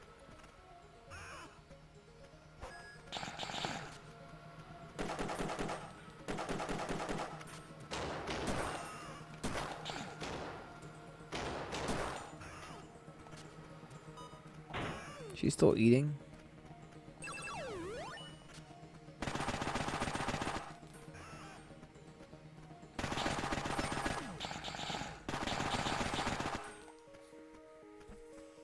Where is the monster truck?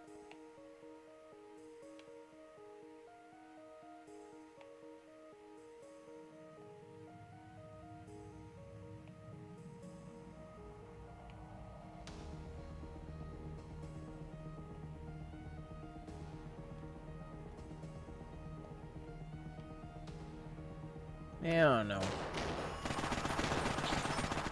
This is fun for a few minutes.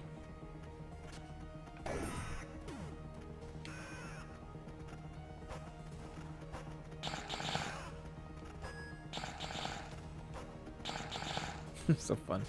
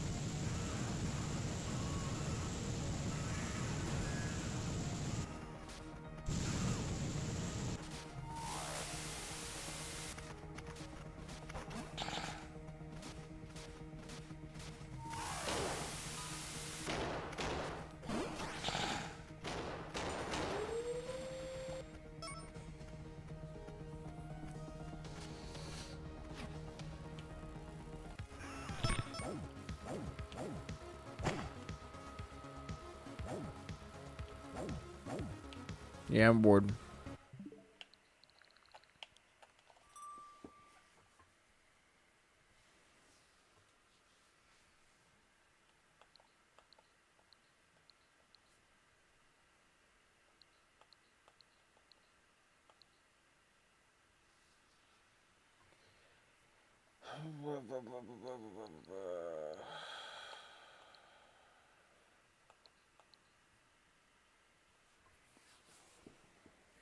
Okay.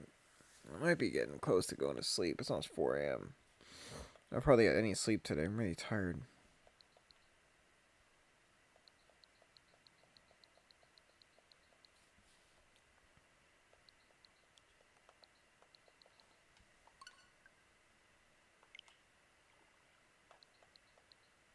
Retard, yeah. Yeah, where are you, Icy?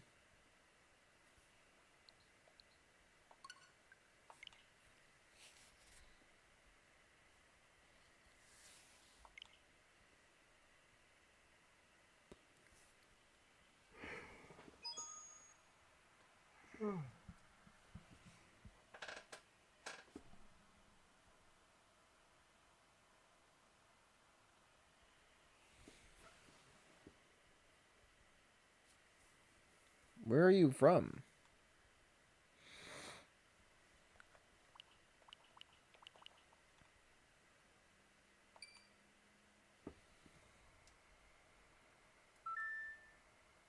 Oh, really?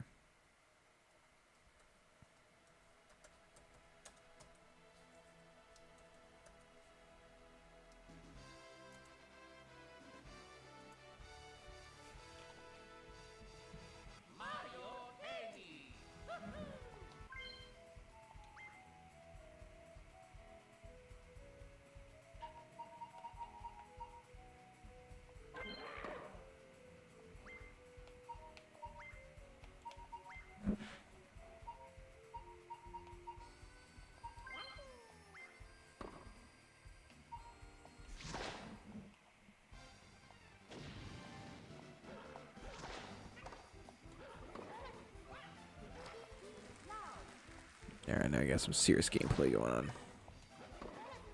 Ah!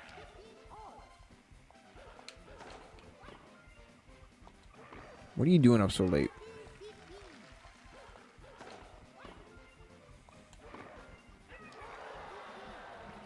Come on, Spanky, play me in this.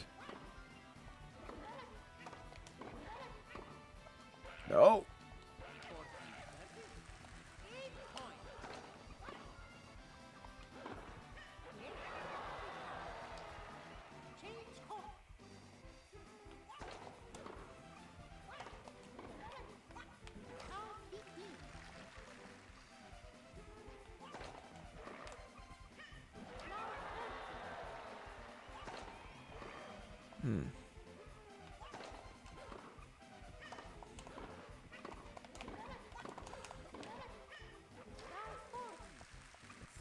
Come on, this is tennis.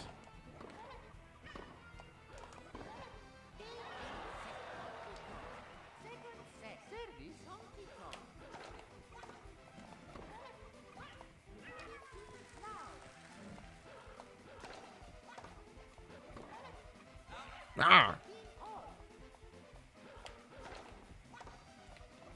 No! Getting tired. Yeah.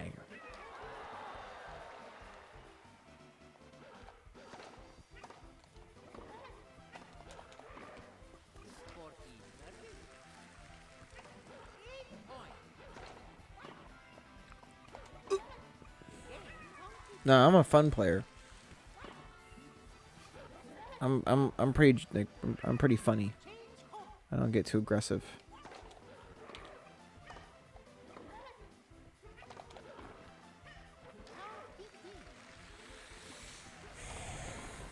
I could do like goofy stuff to my opponent.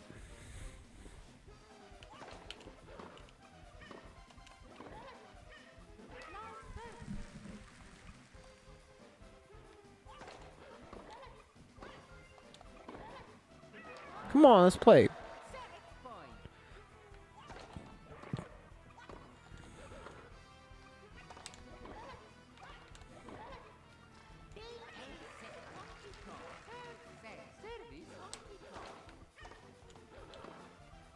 Ah.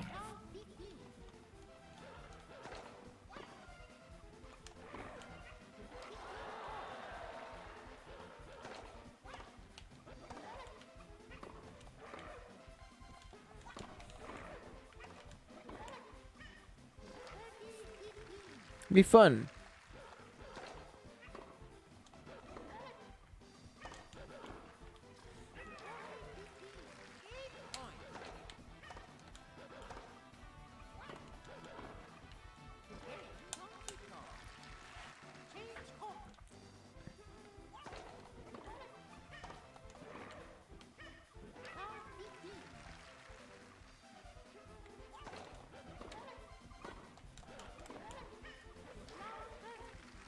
You want to do duck game instead?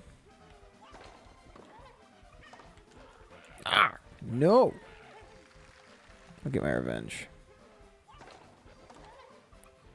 Ah. You want Mario Kart 64 or do you want duck game? Bah. Oh, come on. Pick something you want to play main then.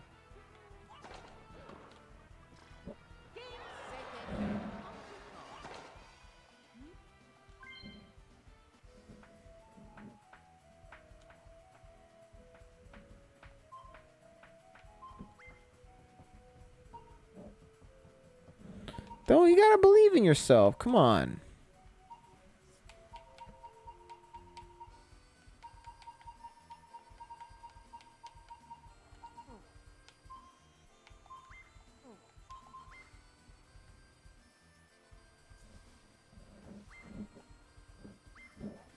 Being so harsh on yourself.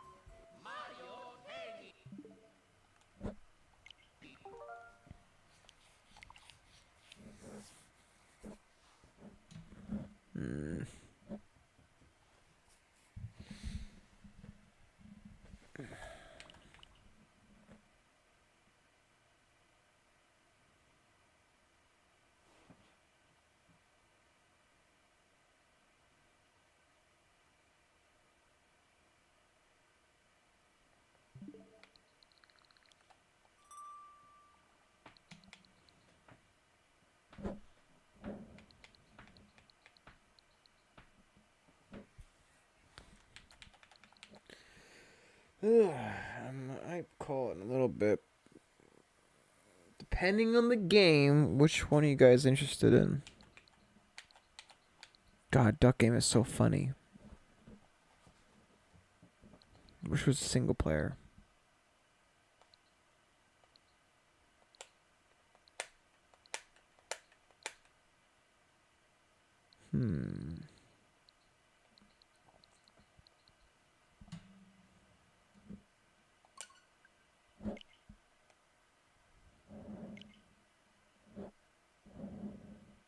Yeah, the guy knows what they're doing. It's funny as hell.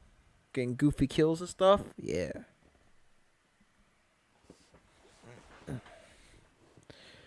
Guess I'll do some arcade mode Smash.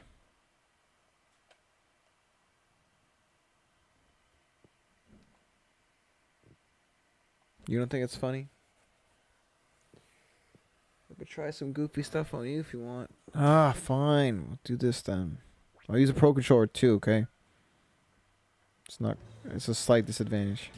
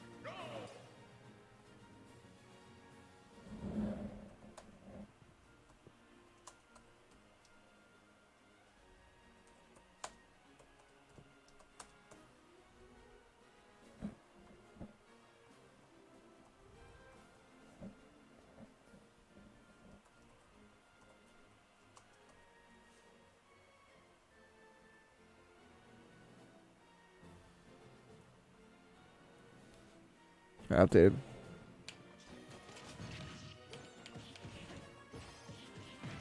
Oh, get my nerves.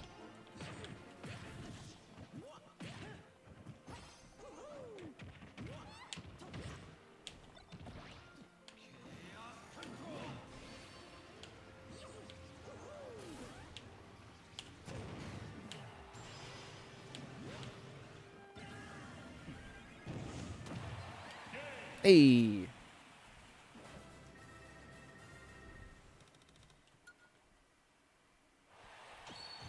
You and I would have so much fun playing this game. Right, IEC? Old buddy?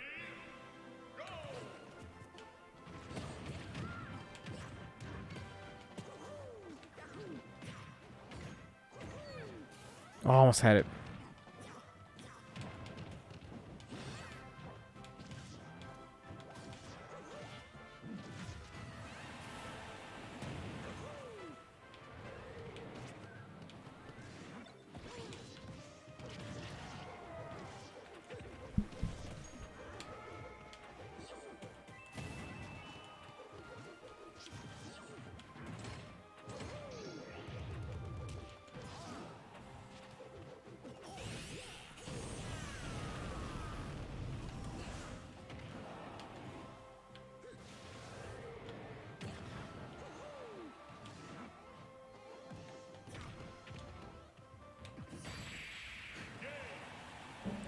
Come on, man.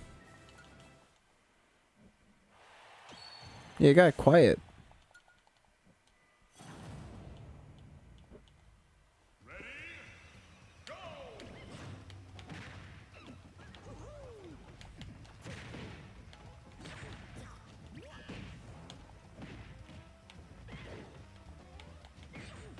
Ow.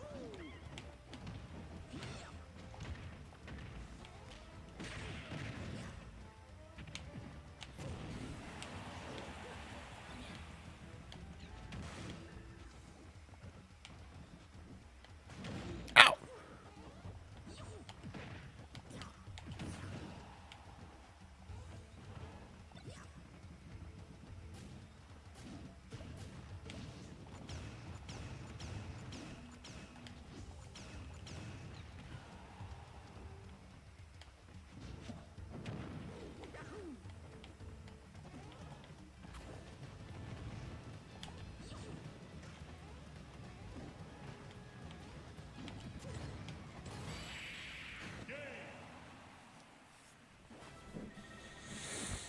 Oh, come on, I'm nice.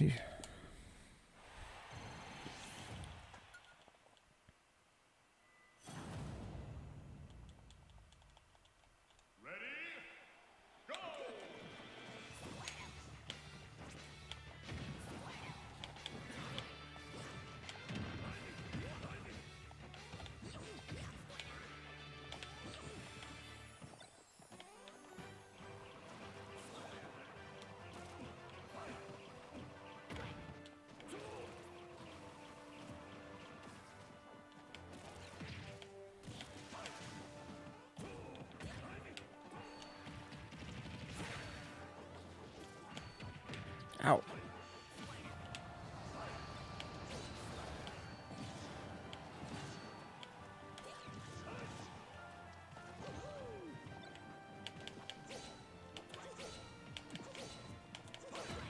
What the?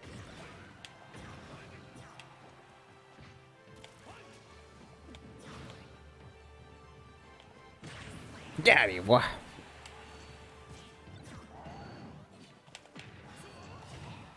Oh no.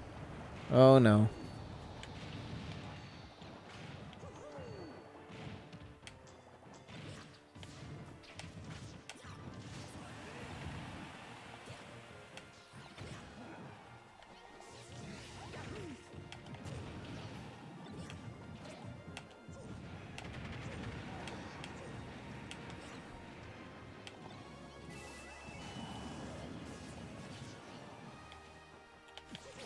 What's that fucking do?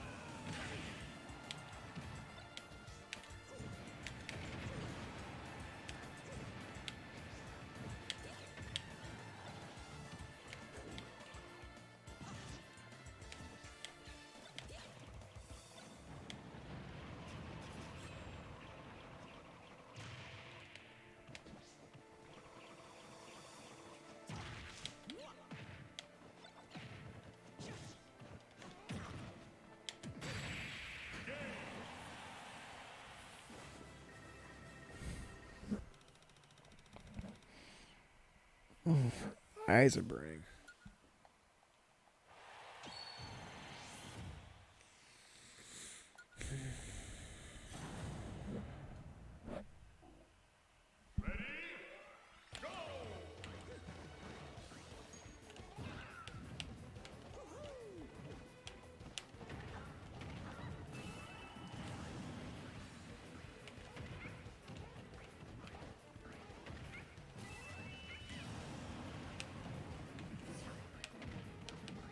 Yeah. Let me finish this off first.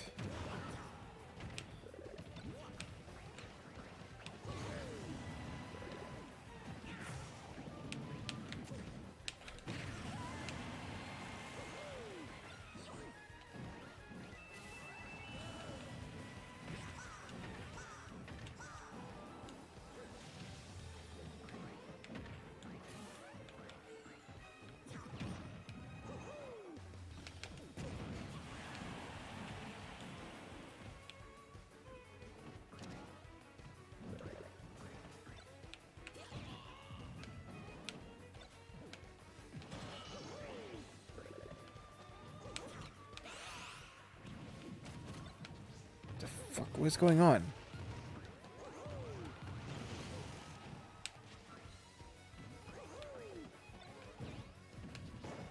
Come on, Papa.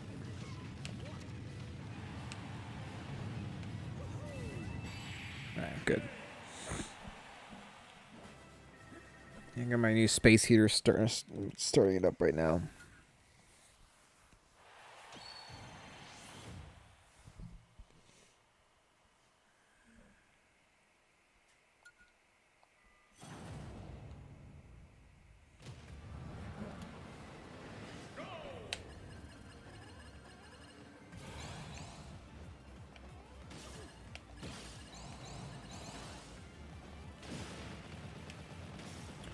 Oh, you want to swing on by here? I'm off tomorrow if you want to do that.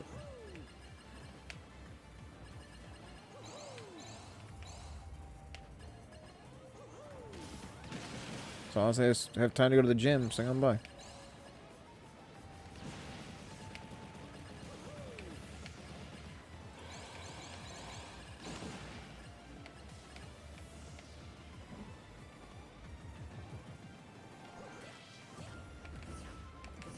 This makes no sense.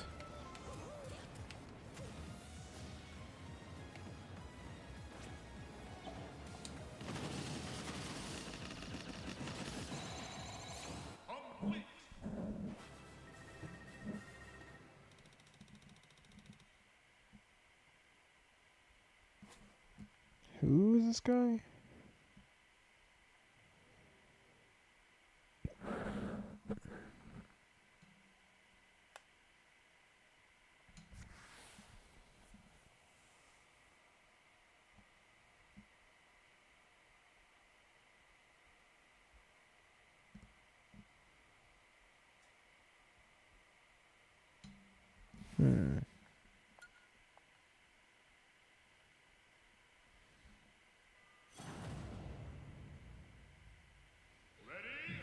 Okay.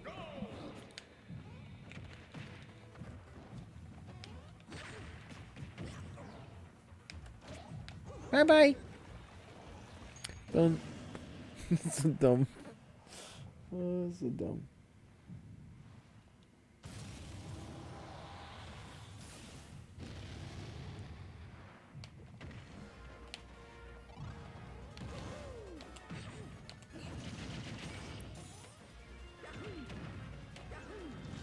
Oh, I messed up so bad.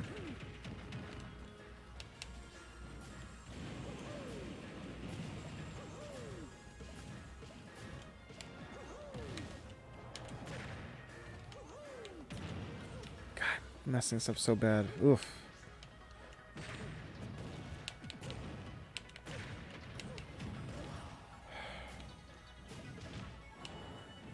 I'm not thinking straight.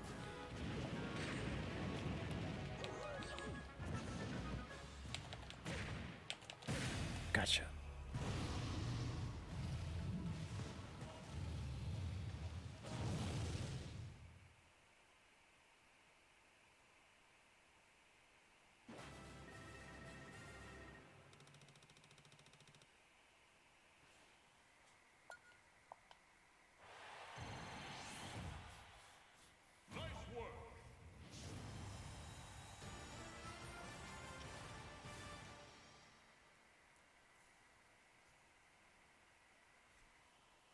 Not too bad.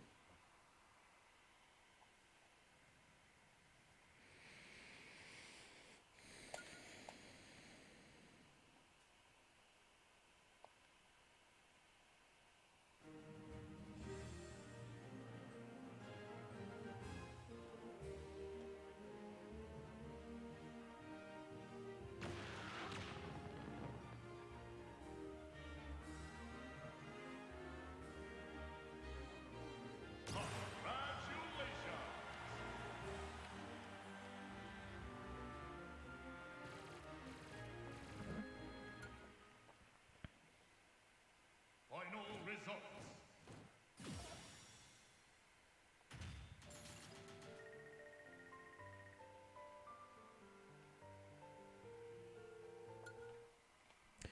Might be it. I'm surprised we're at 8 still after all this time. Appreciate it, everybody. I guess I got a lot of lurkers. I'll get back to schedule more regularly. I'm just trying to first figure out my schedule with being back in my apartment and training again. But thanks so much for checking out the album, guys. Up next on my agenda is, I think it's time for Thrill Killer to make our triumphant return. So we're going to be working on that soon. But if you guys want, I'll do more album, listening parties. I'll go through all the albums I felt were most significant in my career and go over behind the scenes in between each song and how they were made. I might do that if you guys are interested. I might have to. Right now, the problem is I go to the gym late because that's when no one's there.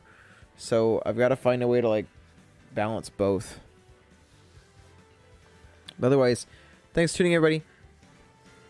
Huh? Oh. No, I'm good. No thanks, bot. We'll see you guys, soon. Oh, thanks so much. Good job there, Morgan.